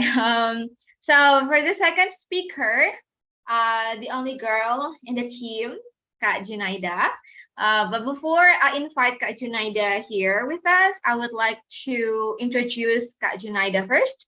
So Kak Junaida was a doctoral student in Chulalongkorn University who graduated in 2021, and wow, she got an award, top 3 best lecturer performance in Indonesia International Institute for Life Sciences, right? And for her working experiences, now she is a lecturer in food science and nutrition in Indonesia International Institute for Life Sciences. And one of her publications is, wait up, let me see, the relationship between Indonesian young people's knowledge, attitude, and practice of my plate with socio-demographic body satisfaction, accessibility, and source of information. Okay, so to shorten the time, I would like to invite Kak Junaida on the stage. The stage is yours. You have 15 minutes, including the Q&A session, Kak. Okay, thank you so much, Kak Yunita, for the time and place. So am I audible?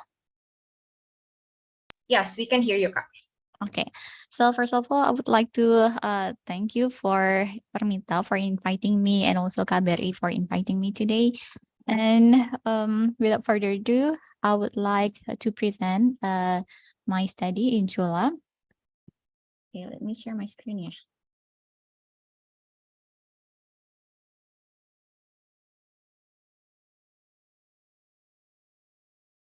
So is it visible? Yes, now. Okay, so my dissertation title was about development of nutritionally complete oral nutritional supplement, and I work under supervision of Professor Suimbo Saporowo and also Dr. Wibun Chukulhun, MD. So here's my table of content. We start from the introduction, and actually we had 4 phases of my study, and we will wrap up with the conclusion. And let's start with the introduction.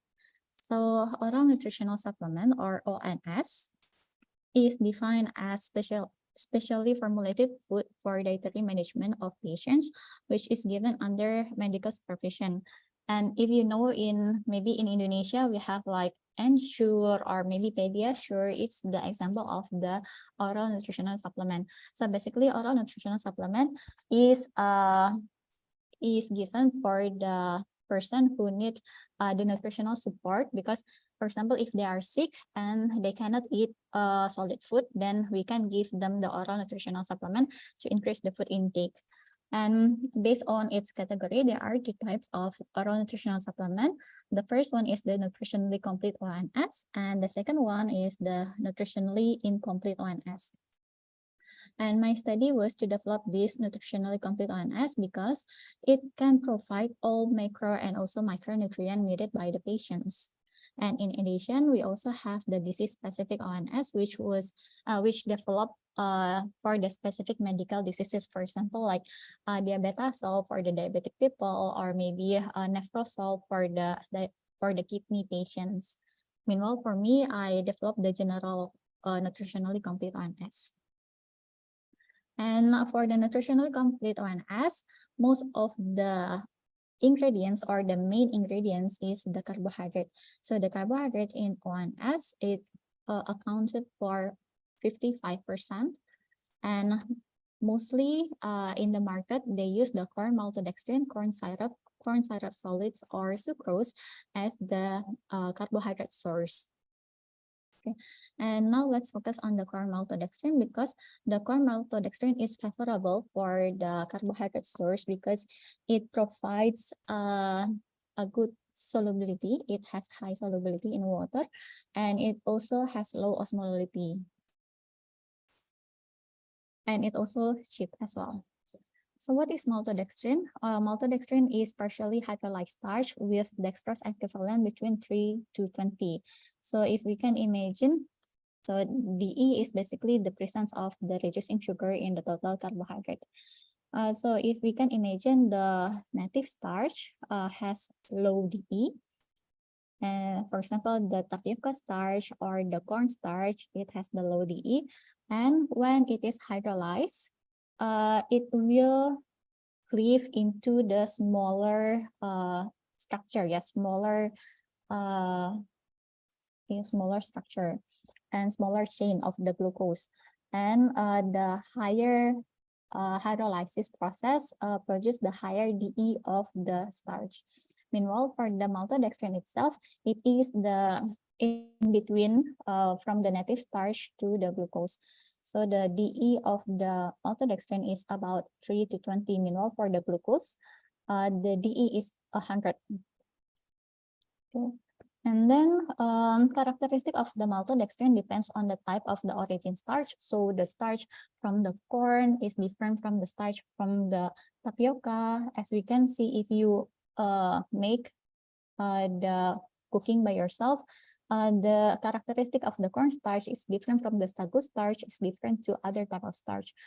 And so for the maltodextrin. And then the characteristic of maltodextrin also depends on the production process as well as the dextrose equivalent.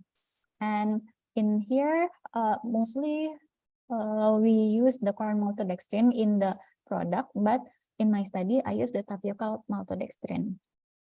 By way, why should be tapioca or cassava? So in Thailand itself, cassava is one of the major crop commodity in Thailand. So as we can see here that the export tapioca is about 18 million tons. Meanwhile, for the local consumption is about 7 million tons. So that's why we would like to increase the value of the tapioca maltodextrin. And tapioca is also a lot in Indonesia. Yeah.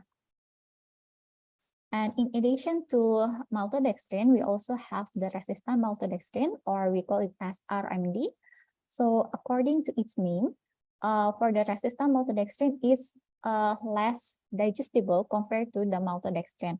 For the maltodextrin, it's very digestible, almost similar to the glucose, because it can be easily absorbed by our body and it will also increase the glucose fastly. Meanwhile, for the resistant maltodextrin, it contains some of the undigestible structure, which is the 1,2 and also 1,3 alpha and beta glycosidic linkage. And we cannot digest this kind of structure. So that's why the resistant maltodextrin is less digestible for the human, and it also decrease the glycemic response. And this resistant maltodextrin is classified as resistant starch type 4, which is the chemically modified starch. And there are many studies reported the benefits of resistant maltodextrin, such as to lower the blood glucose. It can also lower the cholesterol. It can lower the triglyceride.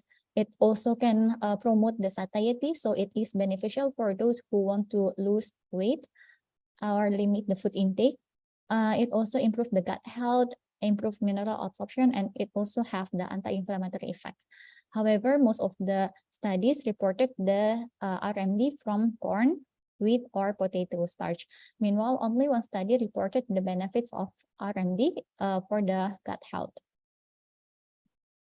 And previous study reported that the effect of the resistant maltodextrin on the glycemic response depends on the source of the starch. So that's why the research question in this study was to evaluate the effect of the tapioca resistant maltodextrin on the glycemic and also the insulinemic response.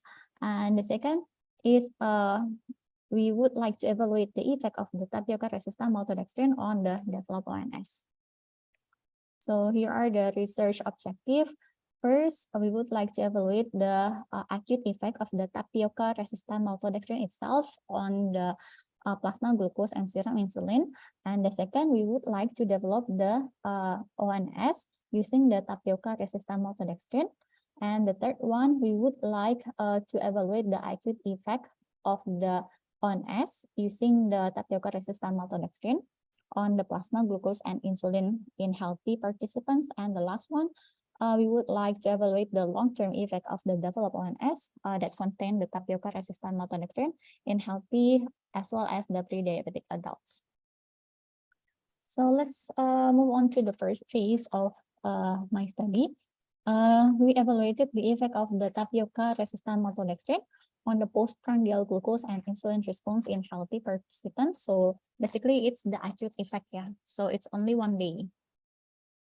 And we select, this study has been approved by the Research Ethics Review Committee, Chulalongkorn University. And basically we selected the healthy participants with plasma glucose less than 100 milligram per deciliter. And I would like to thank you for the Permita friends who involved in this project. And so the study design was a randomized crossover control trial. So we divide the subjects into 5 groups. The first one is the glucose group or GL. Second one is the tapioca maltodextrin or TM. The third one is the tapioca resistant maltodextrin or TRM. The fourth one is the mixed 15%, which means 15% of the tapioca resistant maltodextrin plus 85% of the tapioca maltodextrin. And the last one is the mixed 50%, which means 50% of the tapioca resistant maltodextrin and 50% of the tapioca maltodextrin. All the treatment contain the same amount of the starch, which is 50 gram and dissolved in 200 gram or 200 milliliter of water. And the washout period was 3 days between the treatments. And in total, we had 16 participants finish or completed the study. And this is the study protocol. So actually, we collect the baseline data first. And after that, we ask the participant to drink the test. Dan kita Okay. Yes. sejak di ASEAN aja. Untuk ini loh, untuk kesehatan. Oh, sorry. Okay. And then after they drink the test drink, subsequently, we collected the data again at 30, 60 minute, 120 minute, and also 180 minute for the blood collection and also the appetite. And this is the baseline characteristic of the participants. Mostly they age about 25 years old and having the normal BMI, and they all have normal fasting plasma glucose. Okay, and the results show that the TRM or the 50 gram of the tapioca resistant maltodextrin significantly decreased the postprandial plasma glucose, and the area under the curve also decreased in dose-dependent manner, but only significant for the TRM. So for TRM, it significantly decreased about 65% of the incremental area under the curve of the glucose response. And this is for the serum insulin. It showed the similar trend. So for the 50 gram of the tapioca resistant maltodextrin, significantly decreased the insulin response compared to control, which is the GL and also the tapioca maltodextrin. And it also decreased in dose-dependent manner, but only significant for the TRM. So for the TRM itself, it decreased by almost 75% compared to the tapioca maltodextrin. So how does the TRM can decrease the glucose and insulin response compared to the tapioca maltodextrin? Because the tapioca resistant maltodextrin contain the undigestible starch or the resistant starch, and the resistant starch is less absorbed in human because we do not have the enzyme to digest that kind of starch. So that's why less glucose absorbed, and therefore we can see that the postprandial plasma glucose was also lower in the TRM group. And since the postprandial glucose is lower, the insulin needed for the glucose uptake is also decreased. And in addition, the tapioca resistant maltodextrin contain high amount of fiber, which is about 86%. Okay. And however, we also evaluated the tolerability of the tapioca resistant maltodextrin, and it showed that the high dose consumption of the tapioca resistant maltodextrin increased the incidence of flatulence, and it also increased the total score of the GI disturbance. Yeah, as you can see it here. How the tapioca resistant maltodextrin increase the flatulence? Because tapioca resistant maltodextrin contain high amount of fiber, and the type of fiber is fermentable fiber. So the fermentation of the fiber, and when we consume in high amount, it will produce the gas, which is the methane, hydrogen, and also the carbon dioxide. And in addition, it also produces the short-chain fatty acid, which is beneficial for our body. And this gas production, it will lead to the GI disturbance, which the symptom can be abdominal pain or bloating or flatulence. So that's why the high amount of tapioca resistant maltodextrin may lead to the flatulence. And previous study using the corn and wheat starch, at the high dose, it also increased the rumbling and flatulence in the subject consuming about 50 grams of resistant maltodextrin. So here is the finding from the study. Okay, and then now let's move on to the phase 2, which is the utilization of the tapioca resistant maltodextrin in the ONS development. So I would like to see the effect of the DRM on the ONS.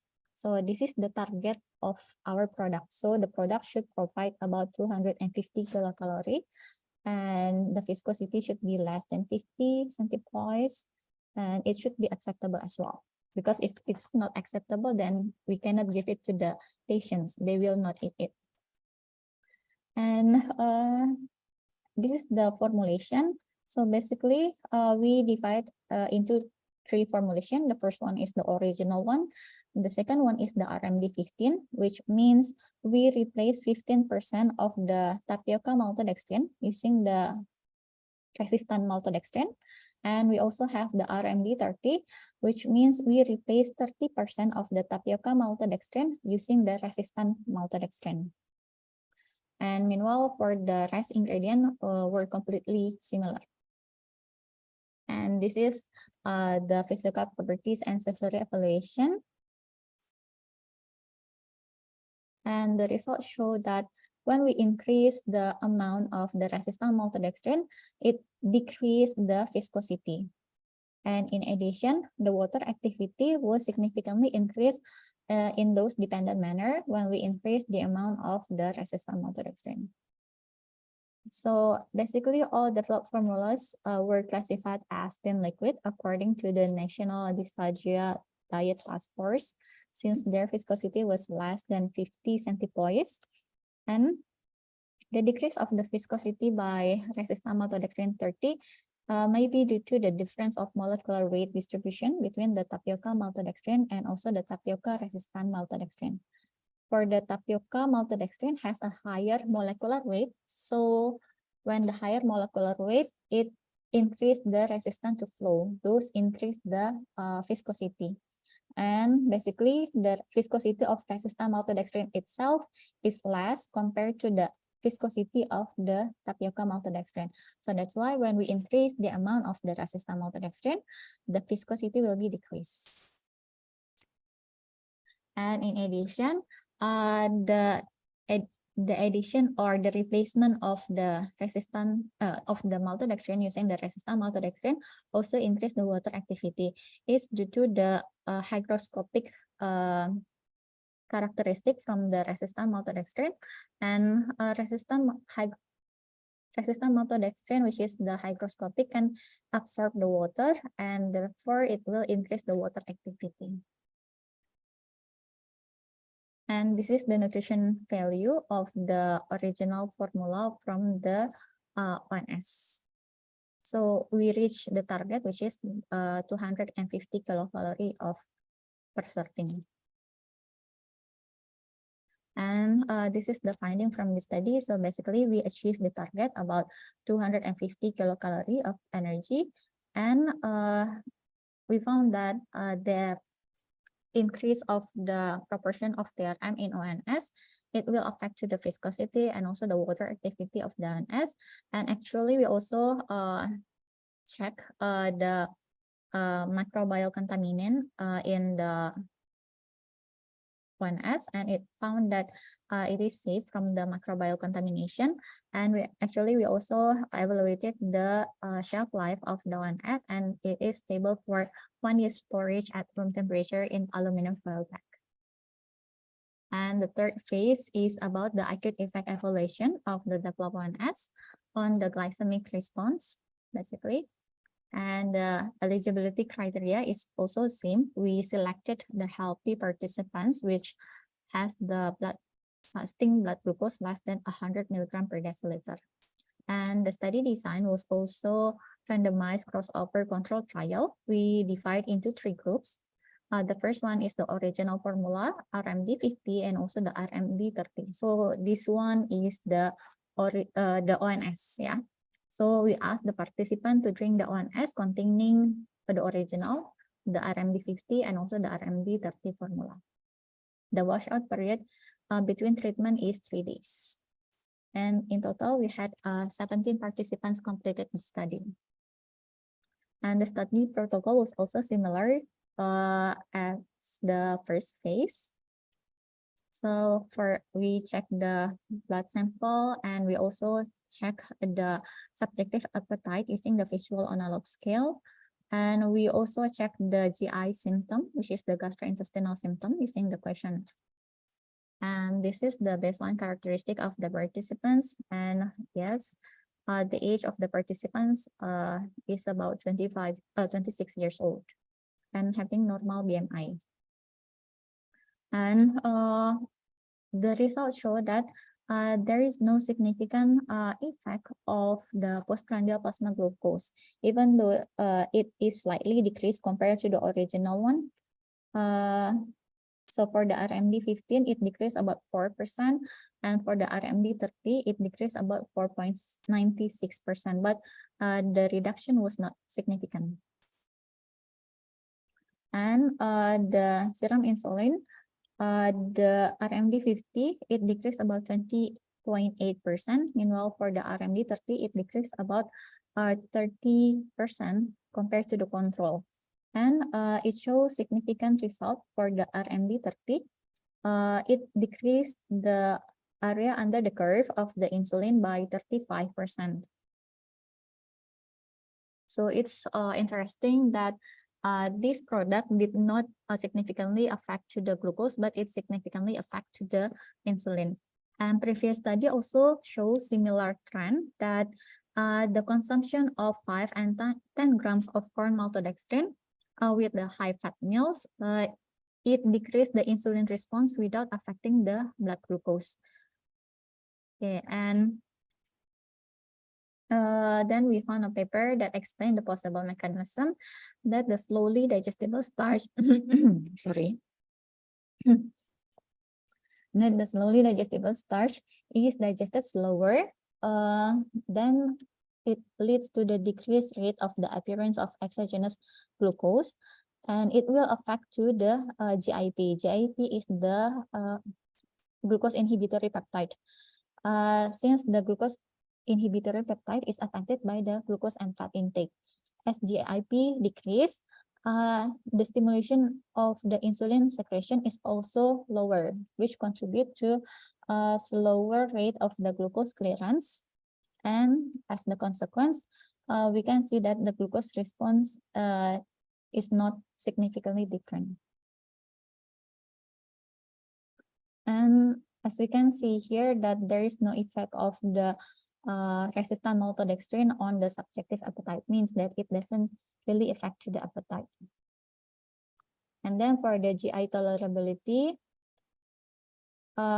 there's no significant effect among groups, which means that the amount of the resistant maltodextrin incorporated into the ONS did not significantly affect.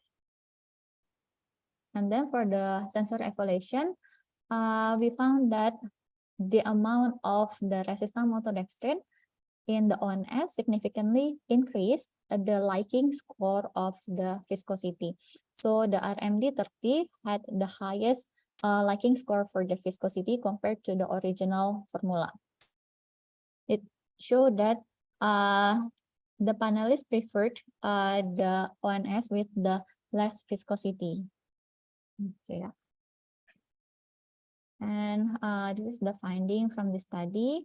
We found that the original and also the RMD formula of the ONS did not significantly affect to the glucose, but it significantly decreased the insulin response. And then there is no effect on the subjective appetite. And all developed formulas were acceptable and well tolerated by the participants. And the RMD30 had the highest liking for the viscosity. So that's why we choose the RMD30 for the next step, for the next phase. So this is the last phase of my study. We had the long-term evaluation of the developed ONS on body weight, food intake, and also the GI tolerability in normoglycemic and also the pre-diabetic patients. And the eligibility criteria should be healthy as well. And the fasting plasma glucose, we divide into two. The first one is the pre-diabetic, and the second one is the healthy subject. And so this is the study design. Is only one arm design. So in the beginning, we enroll about 28 participants. However, due to the loss of follow-up, at the end, we only had 22 participants during 12 weeks. So basically, the treatment was we provide the subject with 1 serving of the ONS, RMD30, daily for 12 weeks. And after that, we evaluate the blood sample at the beginning and also at the end line, which is the week 12. And we also check the body composition. We also collect the dietary record and also the physical activity questionnaire as well as the GI symptom questionnaire. And the results show that daily consumption of the RMD30 significantly decreased the hemoglobin A1C. So hemoglobin A1C is one of the indicator for the blood glucose, and the higher HbA1c is not good because it will indicate the insulin resistant and also the diabetes. So it means that the resistant maltodextrin can decrease the HbA1c, which is good in pre-diabetic people as well as in the normal subject. And in total, they also significantly different for all.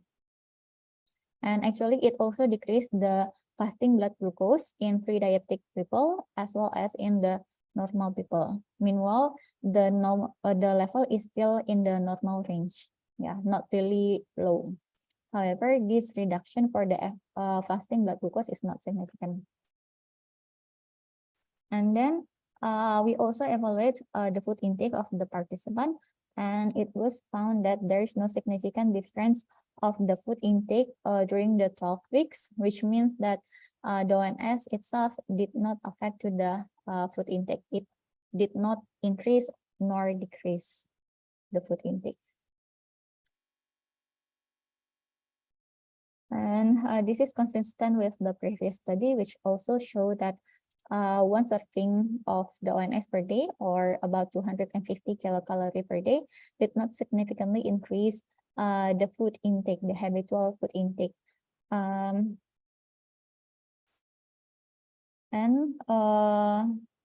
But in total, they increase the total energy intake because the normal or the habitual food intake is similar, but they drink 1 serving of ONS per day. So in the total food intake was increased. And for the conclusion, so the tapioca resistant maltodextrin is resistant to digestion. And since it is resistant to digestion, it will decrease the postprandial blood glucose and also the postprandial insulin response, as it it also fermentable in colon, so that's why high amount or high dose of the tapioca resistant maltodextrin can increase the flatulence.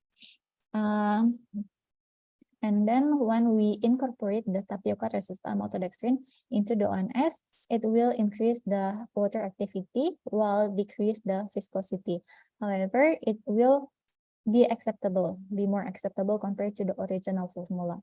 And the acute effect evaluation of the ONS, it showed that it decreased the postprandial insulin, and the long-term effect showed that it decreased the hemoglobin A1C, which is good for the insulin sensitivity of the subjects. So that's all for me, and this is my friends and family that support me during the 7 years of work. I guess it's a long journey, but yes, we did it. At the end, it will be okay. And thank you for Chulalongkorn University, as well as the Thailand Research Foundation, and also Banpong Novitat for the funding support. And here are the publications of my study. And that's all from me. Thank you so much.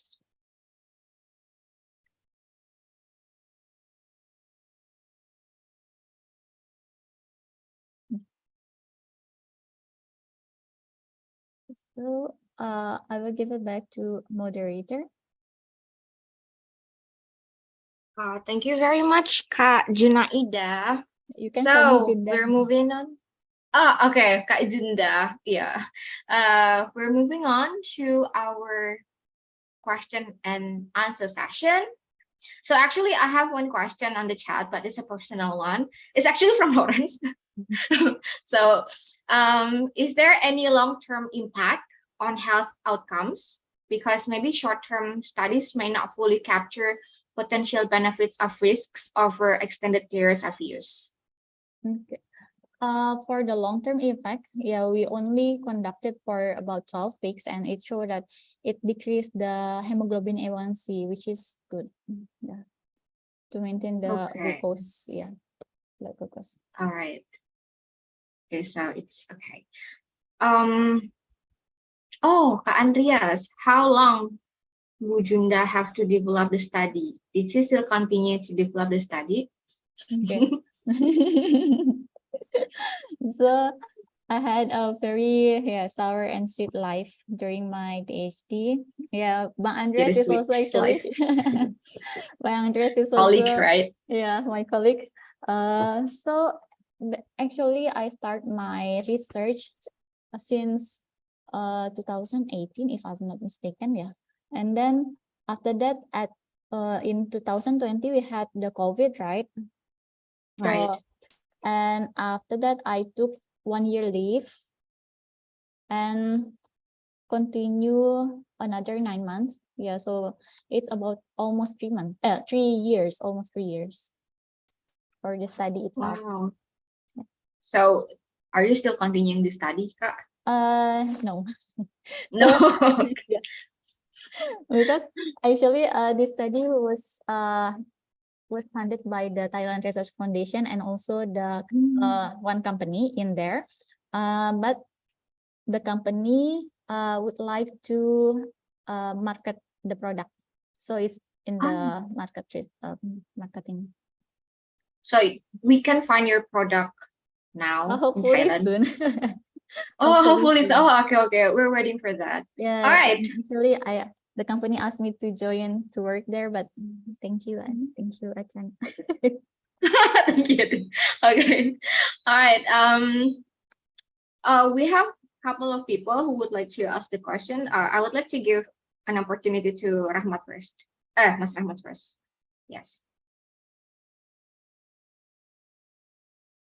Okay, thank you for Yonita for the opportunity to.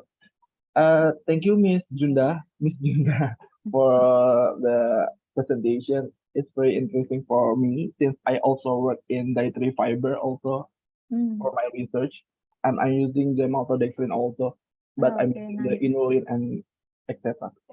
For my question, but I'm sorry if I missed your presentation or not. Can you describe more about your product? Can you categorize how you categorize your product in a commercial what as a smoothies or as a snack bar, or I think this of viscosity, it means like a drinkable product or something. Can you categorize it? How can you be, it belongs to what kind of product? And then the next question is, how do you recommend the people to consume your product? I mean, like, is it can be as a additional one or replacement one for the, you say it is a complete oral supplementation, right? So it can be supplement our full nutrition, it means. So can we say it's a replacement for our dietary intake, or it can be just an additional dietary intake for daily consumption for specific, no, not for the specific, for like a normal person like me, like not for the diabetic one. Thank you. Okay. So thank you so much, Mas Rahmat, for the questions. So basically, this product is one of the medical product. Yeah, we got it's under the category of food for special medical purposes, or FSMP. And in Indonesia, actually, this product cannot be marketed without the prescription from the medical doctors or nutritionists. So usually the one who consume this product is the one who need the supplementary intake. Like, for example, if we are sick and we cannot eat, for example, like we have the toothache or sakit gigi gitu ya, and then we cannot eat well, or maybe habis operasi gigi bungsu, and then we cannot eat well, and then you need support, right? You need the nutritional support. We can give this kind of product. Okay, so to increase the food intake basically. And since this is for the general purposes, so the person without the diabetic also can bring this kind of product. Okay, and then it also can be consumed by the elderly as well, because elderly have a risk of the malnutrition. So therefore we can increase, we can give or prescribe this to elderly as well. If yes, for the operasi gigi bungsu, us to Mr. Andres. So that's why we can also offer this kind of product to the elderly as well, to increase their food intake. And also, what else? What is the next question? So your product is like a powder, so we diluted the powder Yes, like a milk powder. Oh, I see. Right. It's kind of like milk powder. Yeah, But actually, for the milk powder, the nutrition composition is not really balanced.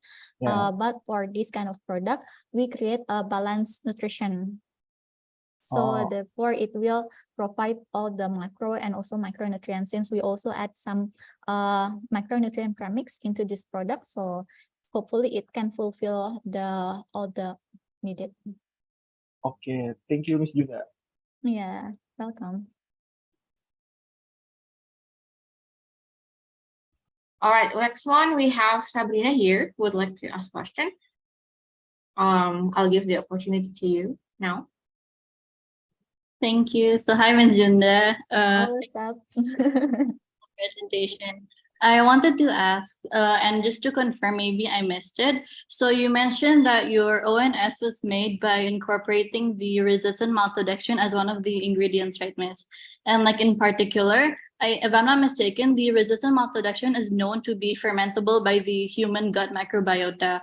So, and I also just found out that this fermentation in turns increases the production of the short chain fatty acids, which will subsequently release the hormones that promote satiety. So was this one of the aspects that you also observed when evaluating the participants' subjective appetite? And if so, would there be an effect between the two? Thank you. Okay, thank you so much, Sabrina, for your question. So yes, basically, it also expected in my research, right? So at the beginning, I expect that yes, it might produce the short chain fatty acid, and therefore it will affect to the satiety. But in this study, we did not see. Actually, we evaluate the satiety using the visual analog scale, but we did not see any effect on the satiety. Okay. It did not affect to the satiety, and we thought it might be due to several things. Like, for example, when I read more about the satiety in ONS, it is mostly affected by the viscosity of the ONS itself. Meanwhile, the amount of the fiber, especially the resistant maltodextrin in my study, is not really much in the ONS, yeah. So that's why it did not affect to the satiety. It did not stimulate the satiety. And then the thing that I did not measure in my study is the short-chain fatty acid production. So further in my report, I suggested the person to check the short-chain fatty acid production as well. So that's why we can see how much is the short-chain fatty acid produced from this kind of resistant maltodextrin. All right, so that's it. The answer from Kak Junda. Is there anyone else who would like to ask questions? Actually, I read your PDF file before, right? And I was like intrigued because like a couple of years ago, my father also consumed ONS because he had a cancer, like he was a cancer patient, so he has to take like supplement to support like the nutrition for daily life like that. So I was like, oh, there is like another, like this kind of food is actually like developed in many like faculty, including yours. And I was like, oh, they're like people actually do something like this in university. So it opens my mind again. Okay. Is there anyone who would like to ask questions? Okay.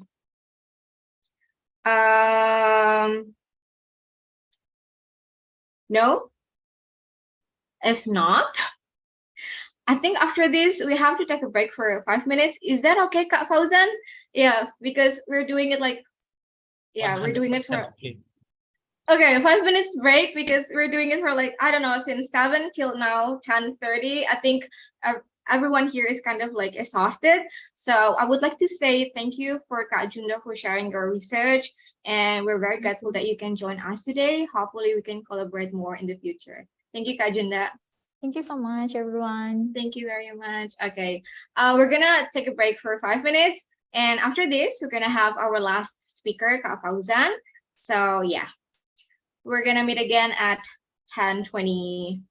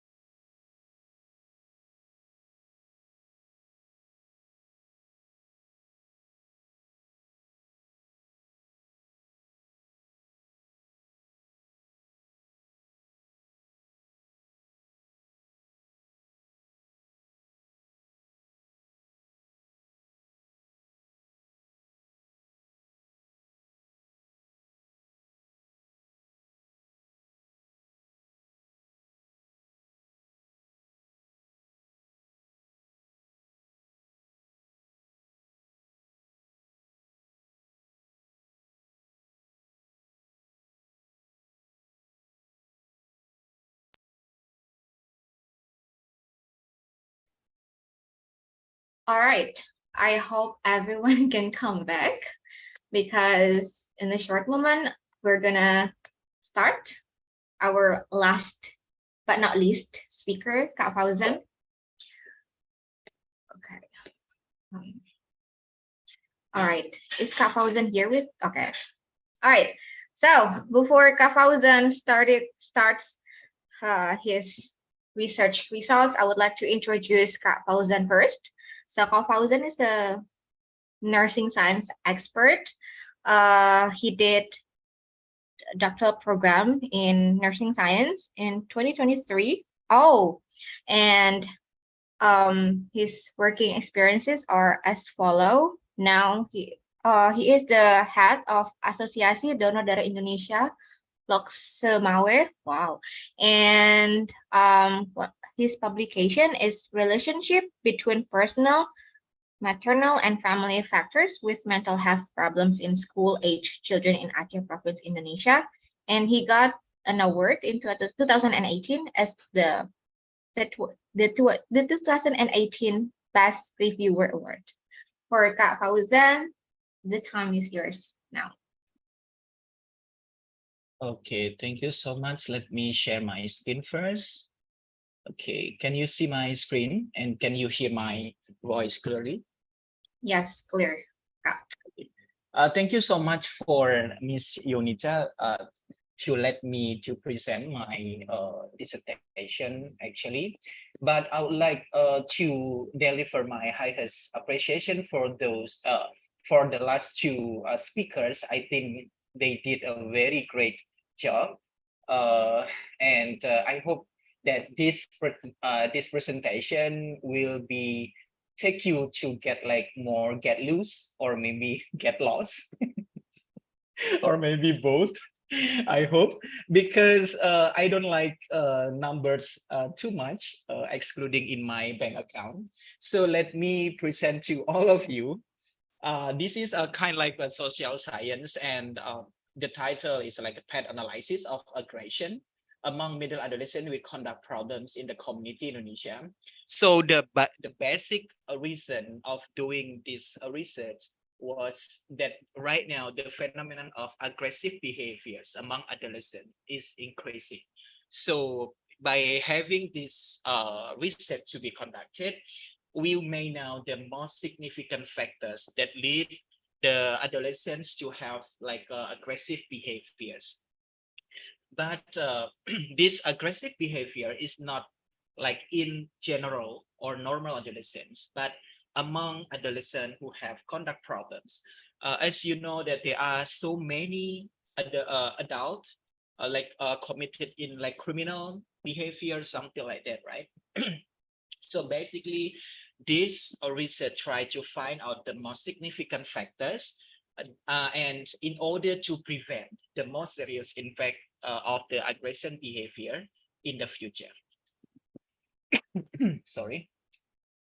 So this is the outline of today's presentation. I would like to start with the background and significance, and then the theoretical framework, research question and hypothesis, operational definition, methodology, data analysis, and discussion. And then let's start with the background and significance. So when you heard about middle adolescent, it means that the adolescent age start from 14 to 16 years old. And then what happened actually with this population, especially in Indonesia. So this is based on Lopez and Romero et al. 2017. They mentioned that middle adolescent was the risky age. Like this is like the significant peak of age for behavior problems. It's mean that mostly we will notice that this group of adolescents start to have like a behavioral problem, will take like risky problem or involved in the risky problem.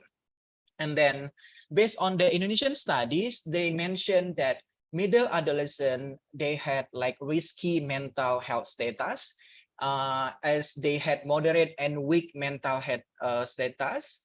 And then they also increase the risk for conduct problems. They show high prevalence of mental health problems. So why we need to take a look this phenomenon in the community? because adolescents in the community, they have higher risk to be exposed to unfavorable circumstances. And then also most of the referral cases to mental health clinics, and most of them remain underdiagnosed and untreated, since the psychiatric doctor or child and adolescent psychiatric doctor is limited in the community. So that's why we need to take a look for this population, even without the doctor diagnosis. And it also contributes to serious impact like higher societal costs related to youth crime, low quality of life, and lifespan adjustment problem. So what is the conduct problems? Conduct problem is the broad spectrum of behavioral problems that might cover from mild oppositional behavior, such as like a yelling and temper tantrums, to severe patterns of antisocial behavior, such as like aggressive behaviors, destructive, deceitful, and stealing behavior. So aggression or aggressive behaviors is one of the most significant behavioral problems among adolescents with conduct problems. So let's take a look the prevalence of conduct problems. Actually in USA, 8.9%, and in UK, 16%. And however, in Middle East countries, the number was even higher, like 32.9%. And compared to our neighbor, neighbor country, Malaysia, only reported like 15.7%. And let's take a look Indonesia. Indonesia, the prevalence of conduct problems in Indonesia attend to 40%. So this is a very huge number. So it's not, when you take a look in media, in television, media social, you may found that there are so many criminal behaviors or even like aggressive behaviors, exhibited by adolescents, So that's why this is something that we need to pay attention, since the prevalence of conduct problems in Indonesia attend to 40%. And now let's move to more detailed explanation about aggression. Aggression is one of the most significant problem behaviors and categorized under intermittent explosive disorder, characterized by an inability of individual to resist aggressive impulses. And based on APA Dictionary of Psychology, aggression is behavior aimed to harming others physically or psychologically. And aggression among general adolescents is different from adolescent with conduct problem, because adolescent with conduct problem, they had intrapersonal continuity. So it's mean that their aggressive behavior tend to maintain if we don't do any intervention. However, in a general adolescent, their aggressive behavior can be only like situational aggression. So they maybe have like some problematic issue during their school or something like that. So that they may have like aggressive behaviors. But among adolescents with conduct problem, their aggressive behavior tend to keep or tend to maintain, even can be worse in the future. And aggression consists of, so this is based on my literature review, I found that aggression consists of physical, verbal, and relational aggression. And this slide will show you the prevalence of aggression in the world. So UNESCO 2018 mentioned that 30% of adolescents engage in some type of aggression, whether like physical, verbal, and relational aggression. And 23.6% American adolescents involved in physical fight. And the risk of aggression increase start from the age of 14. So this is like in the range of middle adolescents. And then 1 out of 6 Norway adolescents involved in physical fight. And in India, the prevalence was even higher, like 51.9%. And how about in Indonesia? The numbers is even higher compared with India, 64.6%. In 2019 and 2020, 56.3%. You know, it's a little bit lower, but still high compared to other countries around the world. So, and let's take a look about Aceh province, because I conduct this study only in Aceh province.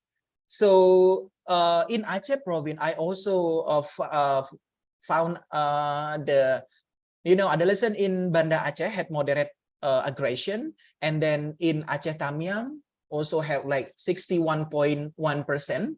And then Aceh also have very unique cultural and religiosity identity, because we are almost like homogeneously Muslim with social restriction due to the Islamic rules. So it might contribute to behavioral change. And then it also reported the less effective public health sector performance and slow developmental health index.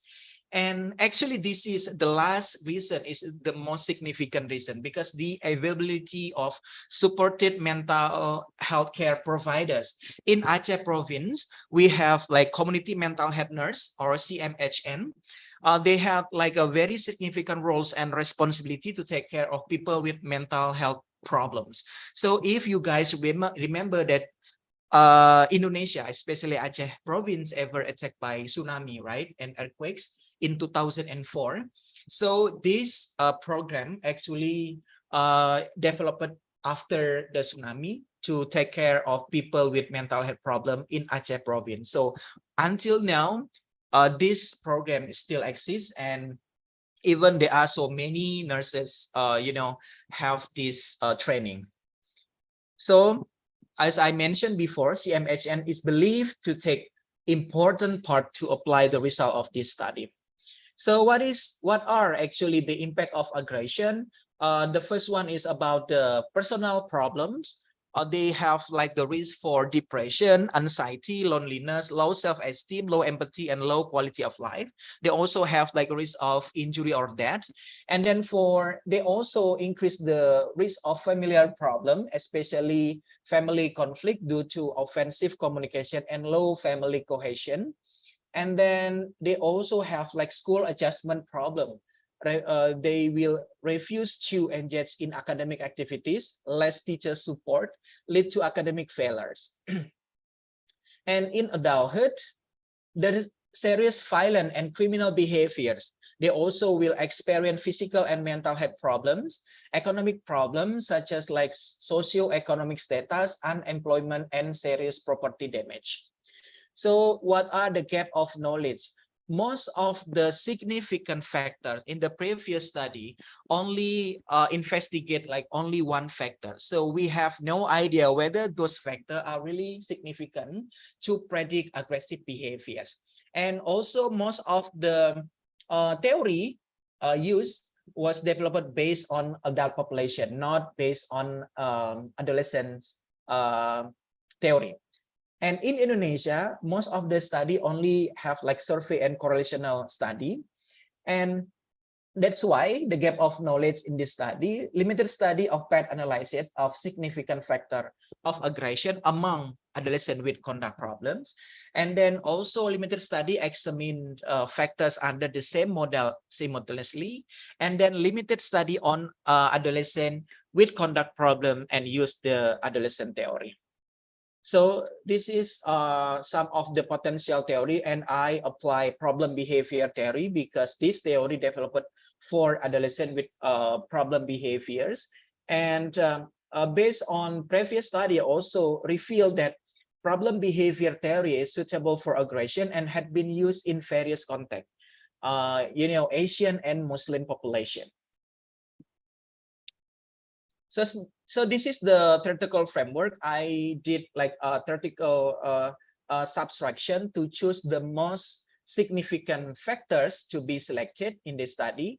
So this process known as theoretical subtraction, I have the theoretical support, the theoretical background. So from this theory, I subtract like 1, 2, 3, like 7 factors. And this is not only supported by the theory itself, but also supported by literature review or systematic review. So I found that these 5 factors, the main independent variables such as like parental monitoring and self-esteem, and then the other significant mediators such as like academic self-concept, self-control, media violent exposure, and peer deviance will also have like significant effect to increase the level of aggressive behaviors among middle adolescent with conduct problem. So this is my research question. And then this is our research hypothesis. As you can see here, I have like a negative and positive relationship. For example, like parental monitoring have like a negative relationship with aggression. So it's mean that I expect, by having more parental monitoring, the aggressive behaviors of adolescent will be decreased, something like that.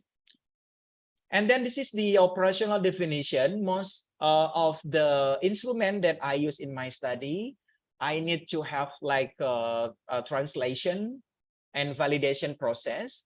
And this is, I will show you how I select the population and sample. So this is the inclusion criteria. And among these criteria, I put like a more important point on, the adolescent should has at least 4 the score for the teacher report of strengths and difficulty questionnaire conduct problem. So this is to identify that middle adolescents in my population, in my study, had conduct problems. And they also need to have like permission from the parents. And for the sample size, I calculate based on the total numbers of parameters. And I have like 19 parameters. So in total, I have like 423 participants. So this is including accuracy rate 10%. This is the sampling technique. I start with the province level. I selected Aceh province and I divided into 3 parts. And then from each part, I randomly selected 1 district and then 1 sub-district. And from each selected sub-district, I randomly selected 3 junior high school. And then from each junior high school, I randomly selected 47 students. In total, 141 students from each sub-district or from 3 junior high school.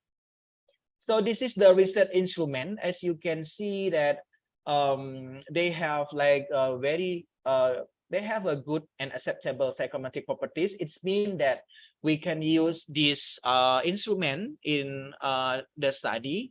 However, I still need to have like translation process. So for this one, I translated 5 instruments, follow the Speber.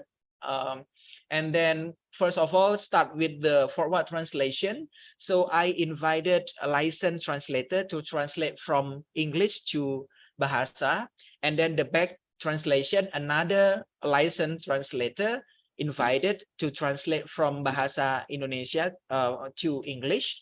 And then for the comparison, I invited 5 experts, consists of 2 psychiatric nurses, and then 1 clinical psychologist, 1 English teacher, and then 1 counseling teacher. And then after that, I asked them to give me 5 Likert score, and then I calculate for the mean score of comparability of language and similarity of interpretability. And then if mean score greater than expected, the correction was conducted. So this is in this table, you can see that the study found that instruments were comparable and similar. So it's mean that the expected mean score less than 3 and less than 2.5 respectively. And then for the psychometric properties, I use a content validity index and reliability test. And then this is the ethical clearance I received from Faculty of Nursing, University of Sheikh Kuala. And then this is the ICVI and SCVI. As you can see that the translated instrument were valid and acceptable. And then this is the process of instrument testing. And then for the Krombach alpha or internal consistency, the translated instrument had good reliability. So I can use the translated instrument in my study since they show good and acceptable validity and reliability. So this is the process of data collection. As you can see here, after I obtain ethical clearance, and then I send the letter to the office, the officer at school, and then I make like personal contact with CMHN because these nurses will become my research assistant, and then me and CMHN as a research assistant, we visited junior high school and asked teacher to fill as the QCP. And then after permission were earned from parents, the data collection was started. And then after that, we explain about the research directly to the adolescents. And then after that, we give them a set of pocket money and the completed questionnaire were analyzed. And this is the process of, asking permission and training the research assistant. And then this is the data collection on, this is in Aceh Jaya from 3 school. And then this one 3 school from Langsa. And then this one 3 junior high school from Aceh Utara. So the next process is data analysis. So as you can see here, most of the participants were 40 years old and they have like a mild aggression, 88.2%, and most of them had verbal aggression, so verbally abusive aggression or aggressive behavior. 79.4%, and then they also reported low parental monitoring, high self-esteem, moderate academic self-concept, moderate self-control, moderate media violent exposure, and low peer deviance. And then before testing the model, I need to test the assumption. And as you can see here, I have four assumptions, such as normality, linearity, homoscedasticity, and multicollinearity.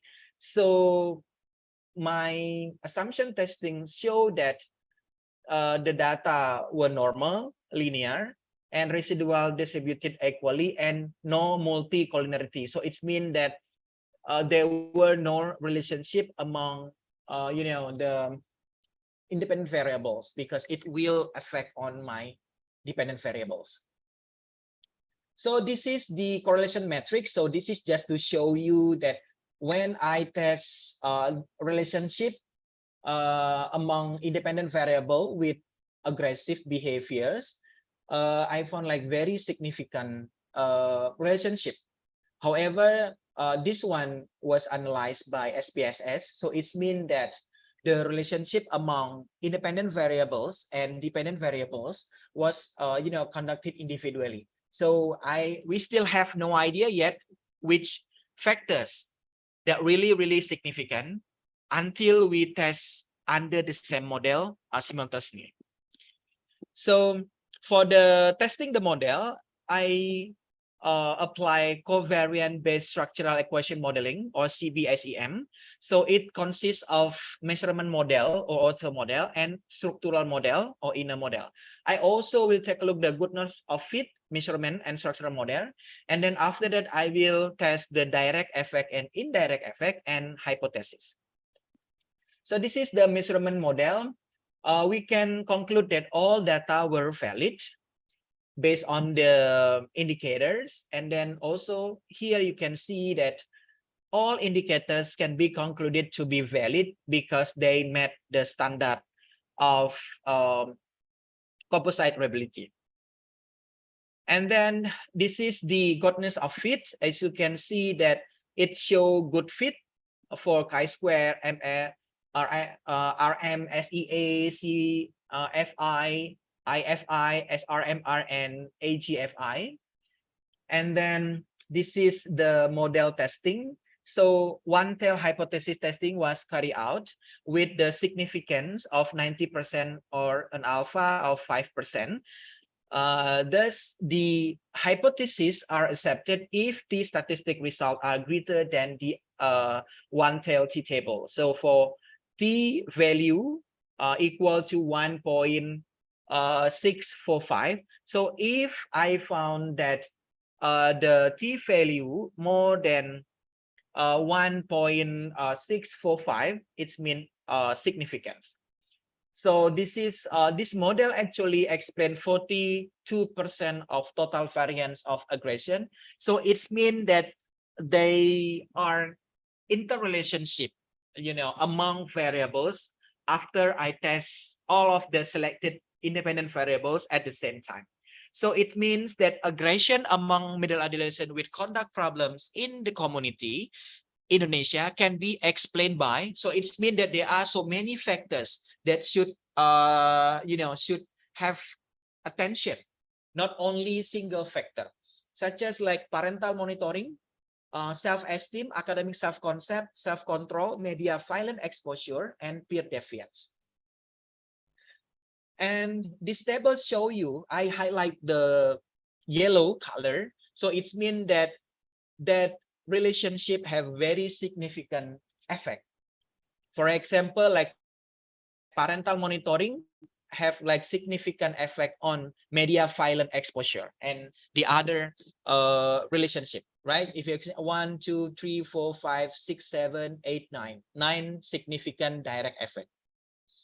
And then for the indirect effect, because I use Lisrel to analyze this relationship, so I cannot do to investigate indirect effect by using Lisrel. So that's why I test by using Sobel test calculator.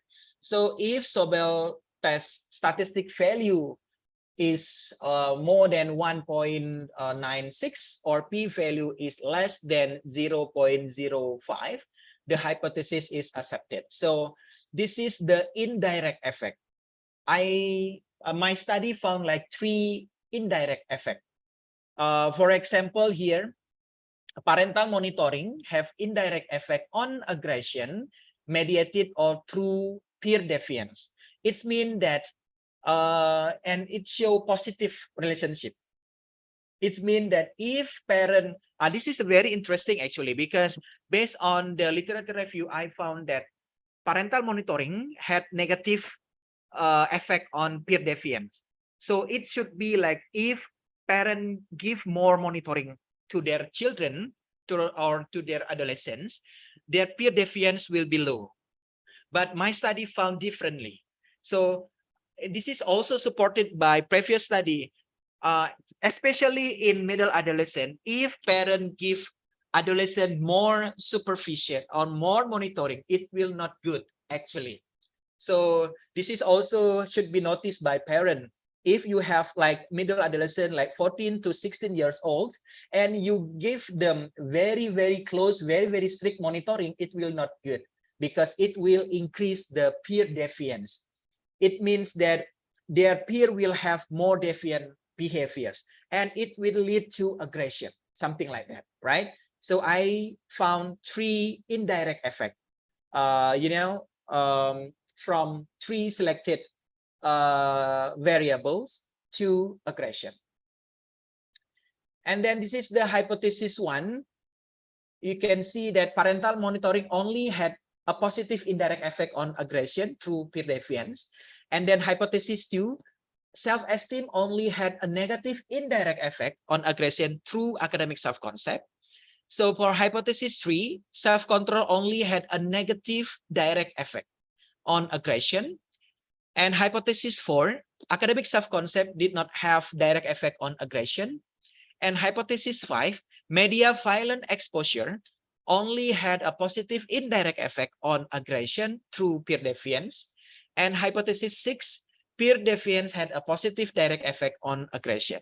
So this is the final model. This is the proposed model. As you can see, I only had two main independent variables and 4 mediators. And for the final model, I proposed 3 main independent variables. I selected self-control to become, I propose self-control to become another main independent variable, because literature showed that self-control is one of the most protective factors to defense, to reduce the risk of aggression, something like that, right? And 3 mediators, and you can see that the impact, even like direct or indirect effect or impact, were very significant. And then because I'm a nurse, I will suggest this is like for implication for nurses in Indonesia, for nursing science, nursing practice, nursing education. And I expect to, to have this result to become like hub policy. And then actually we need to have like, frequently screening, at the first time before children entering the junior high school, they need to be screened first.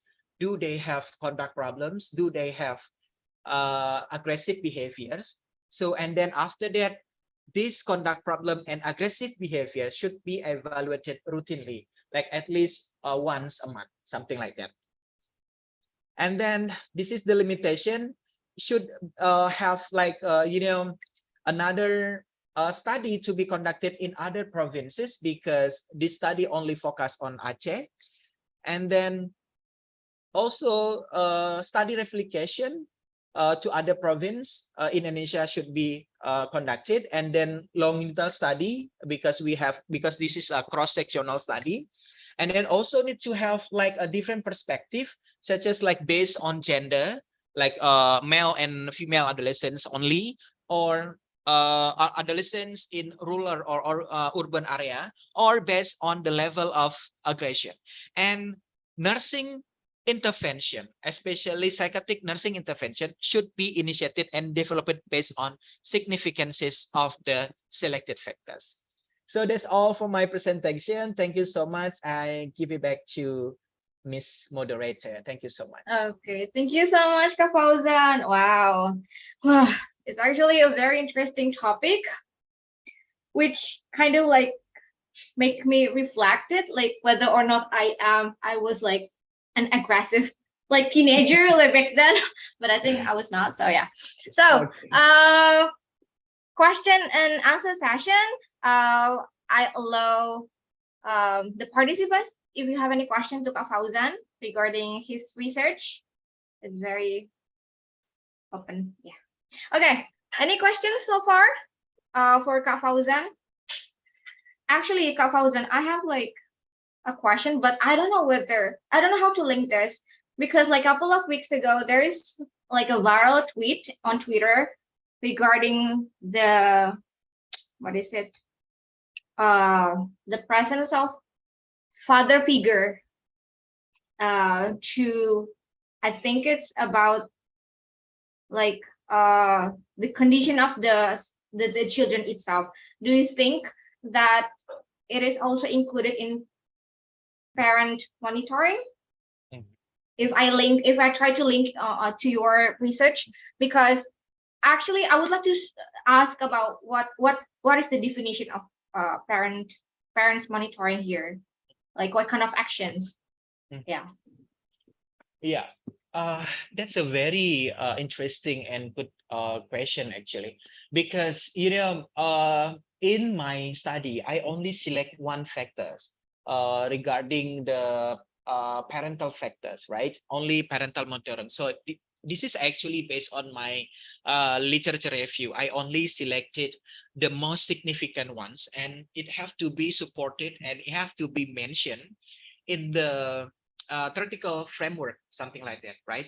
But I also notified that parenting behaviors this is something like very significant as well for adolescents or for the children, because actually paternal and maternal parenting will be different. I mean, like fathers and mother will act differently when when they're facing with their children or adolescents, like. And as you can see that father figures, this is something, for this is something that we needed to develop the characteristic, the mentality of the children or adolescents. And if children and adolescents, they lost this kind of characteristic provided by their fathers, it means that they will have like, they tend to have like another kind of issue, something like that. In my study, I define parental monitoring like a supervision provided by both parents and by both fathers and mothers, and it can consist like health monitoring, direct monitoring, indirect monitoring, school monitoring, even phone or a computer monitoring. This is very common right now, because our children, our adolescents, it's very easy for them to access any kind of information through their gadget, right? It's very simple. Just you type maybe just one word, you will have like a very many information provided by like support, like by Google or something like that, right? So parents in my study, actually middle adolescents in my study, they perceive that their parents only support them very low monitoring. So it's mean that it linked to why they have like aggressive behaviors, something like that, right? So this is also suggestion in my study. It means that parents, both fathers and mothers, even you have like so many kind of activities, you are busy all the time, you need to have Check a out on time, your children.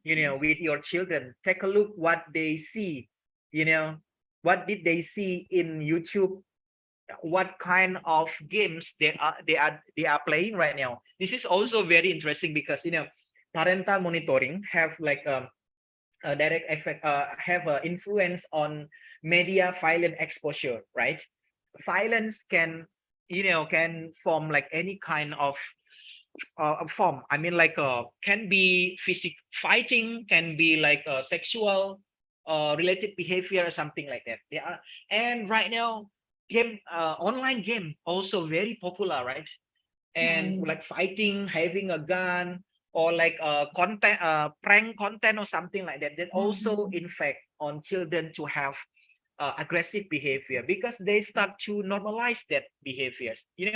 If you see that kind or those kind behaviors like frequently from your gadget, you start to think that, okay, maybe this is normal, because most of people do the same thing, right? Right. Yes. For the other example, most of influencer right now, they show that, okay, if you have like a couple of cars or you have like very big houses, it means you are success. So, and we start to normalize that kind of behaviors. Oh, maybe I have to show the same thing, or I have to reach the same thing. But the problem is, when you don't have a money, you will do something else to have a money, right? To show that, okay, I also have that kind of things. And the other content, like a prank content, right?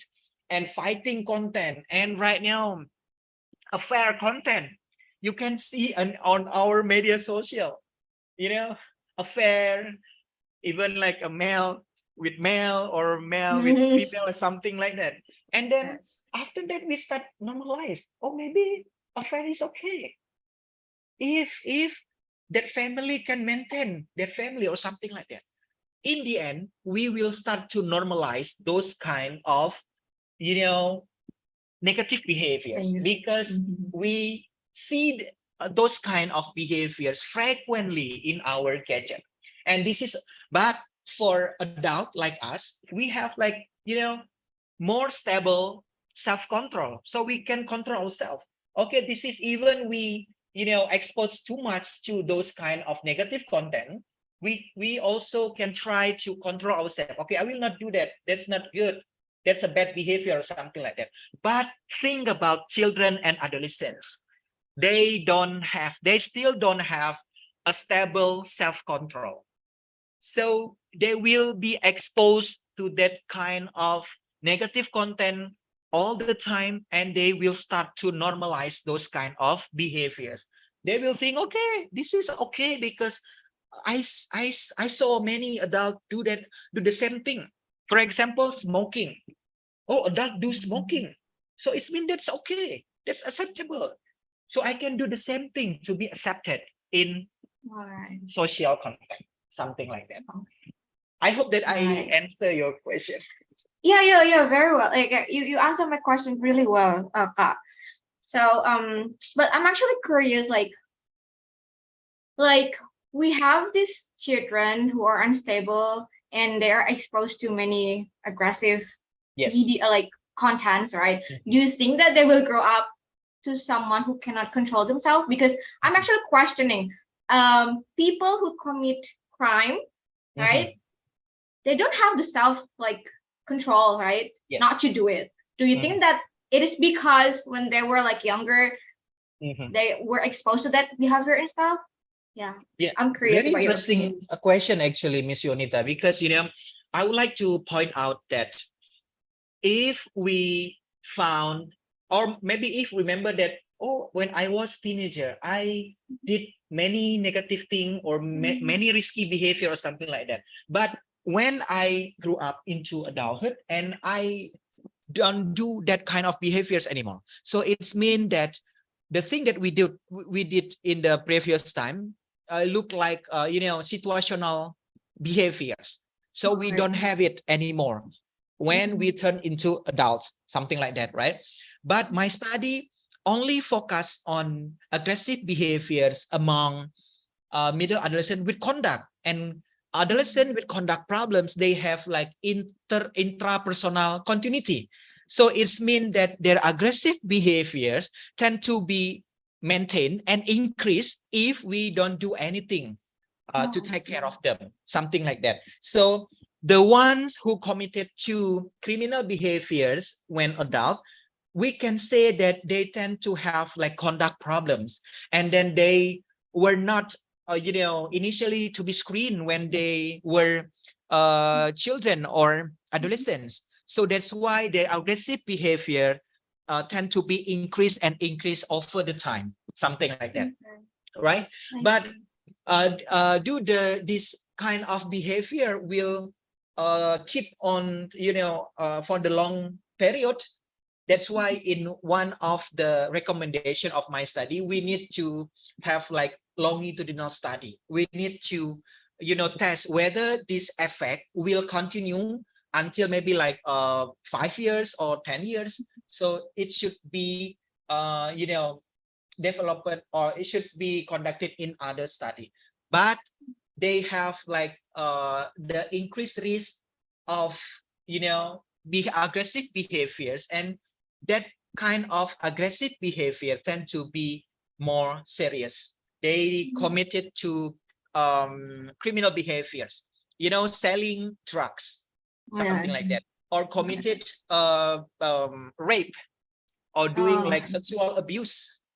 I can say that most of adults with those kind of criminal related behaviors, if we take a look for conduct problems, I think they may have conduct problems. They may have it. Yes, they may have a conduct problems, but they were not screened when they were children or adolescents. When they were younger. Okay, thank you so much for the explanation. I think I ignited some questions already. We have 3 people who would like to ask questions. I would like to allow Kak Kurniawan. Could you please turn on your mic? Yes.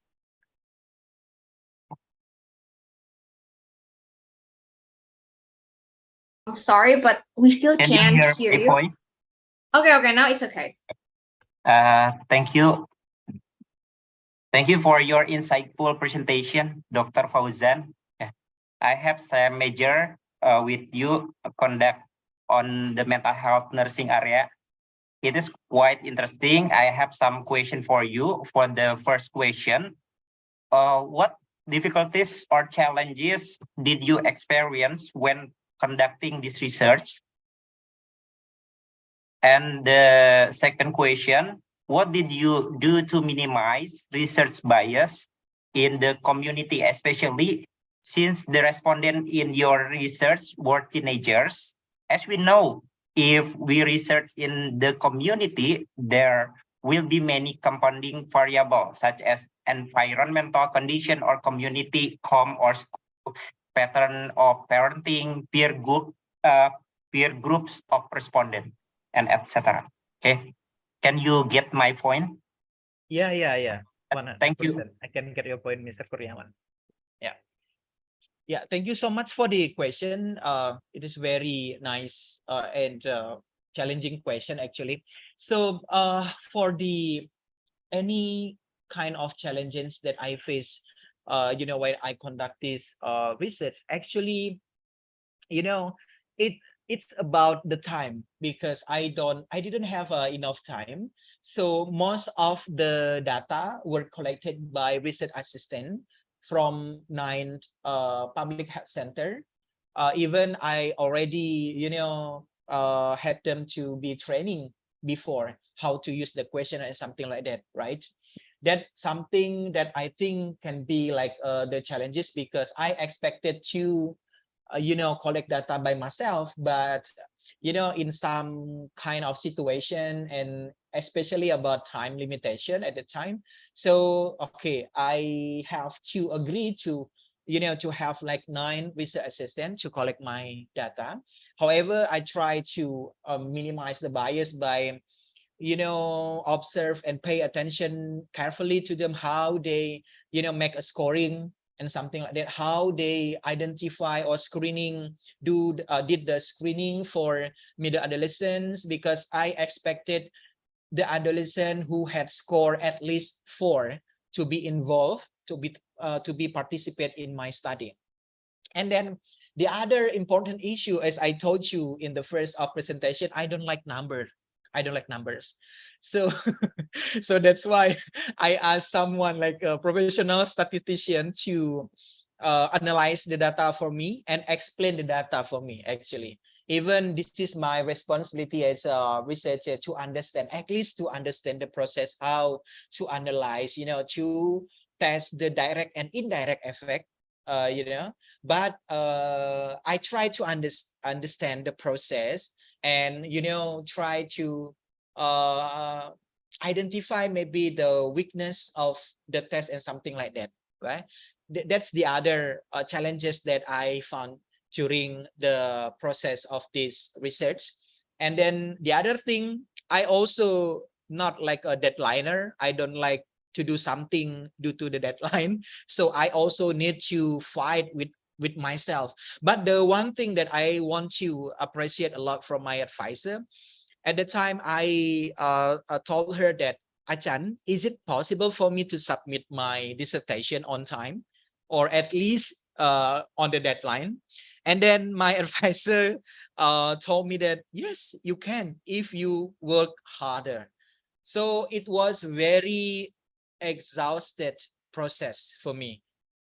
I need to work like very near to the deadline, and then I need to staying up late, but because I'm not a deadliner, so I'm stuck. I want to quit from this research so many times, actually, to be honest. But finally, I can overcome all of the obstacles. So I think this is the way how I, grow up as a nurse and also as a researcher, something like that, right? And then regarding the bias, because I conduct this study in the community, yes, for sure, because we cannot, this is not like a RCT study, we cannot control many things, right? And as you mentioned, adolescents, they still don't have like a stable self-control. Sometimes we have to make sure that they intend to participate in this study. And adolescents tend to working together when they fill the questionnaire, right? Even me and research assistant and counseling teacher, actually I invited counseling teacher to help to facilitate the process, right? So we try to did our best actually to keep or to minimize the bias. However, the next research is expected to to pay more attention on the bias that I found in my study. Something like that, Mr. Krianawan. I hope that I answer your question. Your sir. Okay, thank you, Kak Fauzan, for answering Kak Kurniawan's. You are muted. Okay, so I think this is the last question. I'll give the opportunity to our chairperson, the leader of Permita Law. Yeah, last Okay, one. thank you.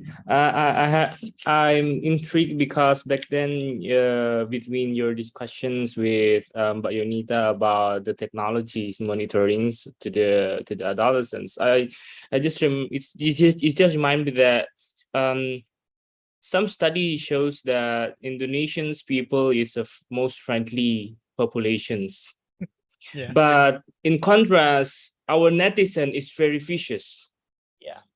Yeah, so it's very contradict. In real world, studies say that Indonesians people is a friendly one, but in social media, our netizen is very vicious. So I'm just curious that is there any relation or as correlation between monitoring in social media and how our populations behave right now? Because the most of social media users right now, maybe it's not, I don't know if it is most adolescents or post-adolescents or something. I'm not sure with that. But how can you deliver or address these kind of issues in the POV of your studies? I'm just curious about that. Thank you. Yeah, it's a very challenging question because you start with giving us like two contradict situation, right? And if I'm not mistaken, you point out like how social media will influence our behaviors like in the real life, right? Something like that. So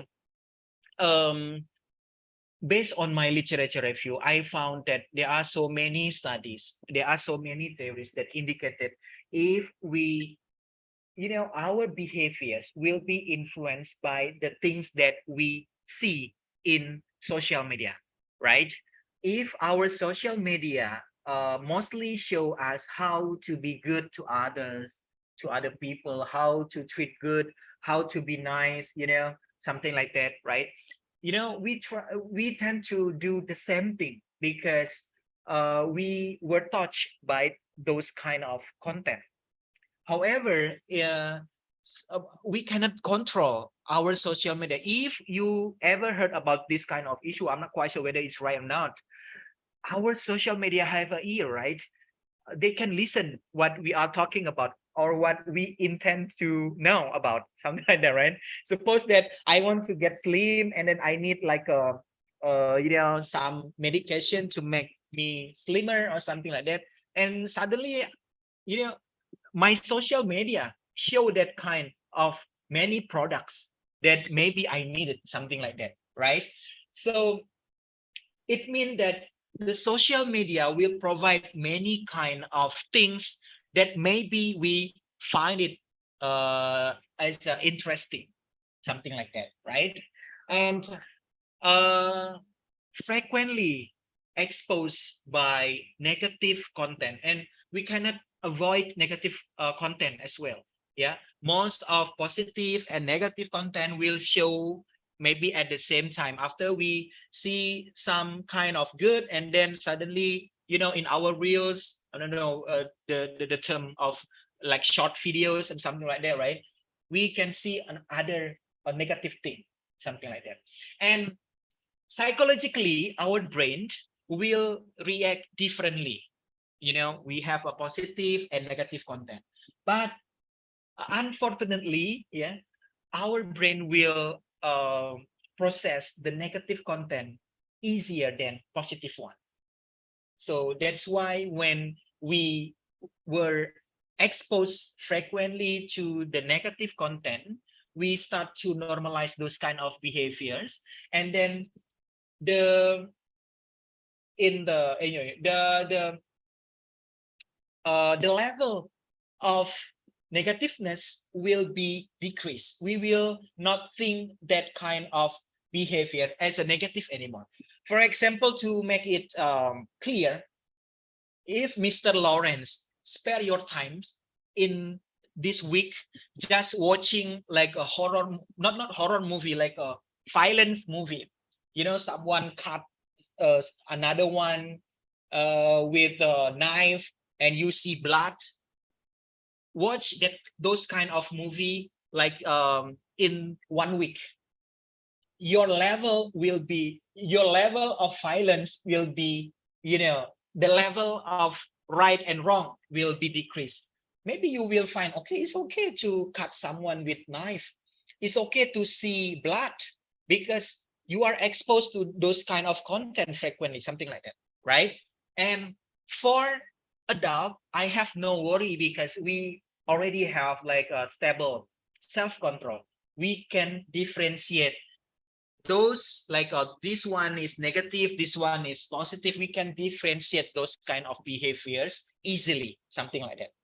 But for younger generation, right, children and adolescent, even younger than those group, we know that most of parents will give their baby with the gadget, right? They try to calm their baby with gadget. See how our parents right now, you know, involve, you know, try to put their baby like very soon in the those kind of content, and we cannot control the content, right? Even like very soft content, but they still have like a violent thing inside. Maybe they try to make it good, it look good, but they have like a hidden message or something like that. So this is the responsibility for us. For me, I already parents, I know that, okay, I have to do this one and this one. For all of you, maybe you will have like you will getting married, you will have children. Start to do the right thing. Do not give your baby gadget. And actually, we only can give them like 2 hours in total for 1 day, for 24 hours. Do not more than 2 hours. If you give them more than 2 hours, it will, you know, affect their brain function and how they regulate their emotion. And this is the other thing that I found, like and actually the other study found that if they exposed to gadget, you know, more than 2 hours, they tend to have behavior problem. They start to aggressive. They start to, you know, easily to become anger, something like that. Yes, angry. I see. Okay. So as you know, you will get a marriage, you will start to have a family. Please pay attention, and pay attention on what kind of content that our children watch, usually in YouTube or games or something like that. Thank you, Kak Fauzan. I feel like we're learning parenting and psychology at the same time, but everything's good. Everything's great. Thank you so much for everything. So, I think we're gonna end our session today. Thank you very much, Kak Fauzan, for your time and also for your research results. We appreciate a lot. And I would like to close our session today, like entirely, by saying thank you very much for all of the participants and also for the speakers and also for my fellow Permitas Chulas committee that work hard during today. And also we're gonna have another session tomorrow since morning, but not as early as today. Thank God. Yes. And as I bid farewell, I would like to say my gratitude for everyone that involves in today's event, including the attaché from Pak Sony that came today, and also our keynote speaker, Dr. Maria. And I would like to encourage the participants to fill out the form that's provided by my friend in the chat box.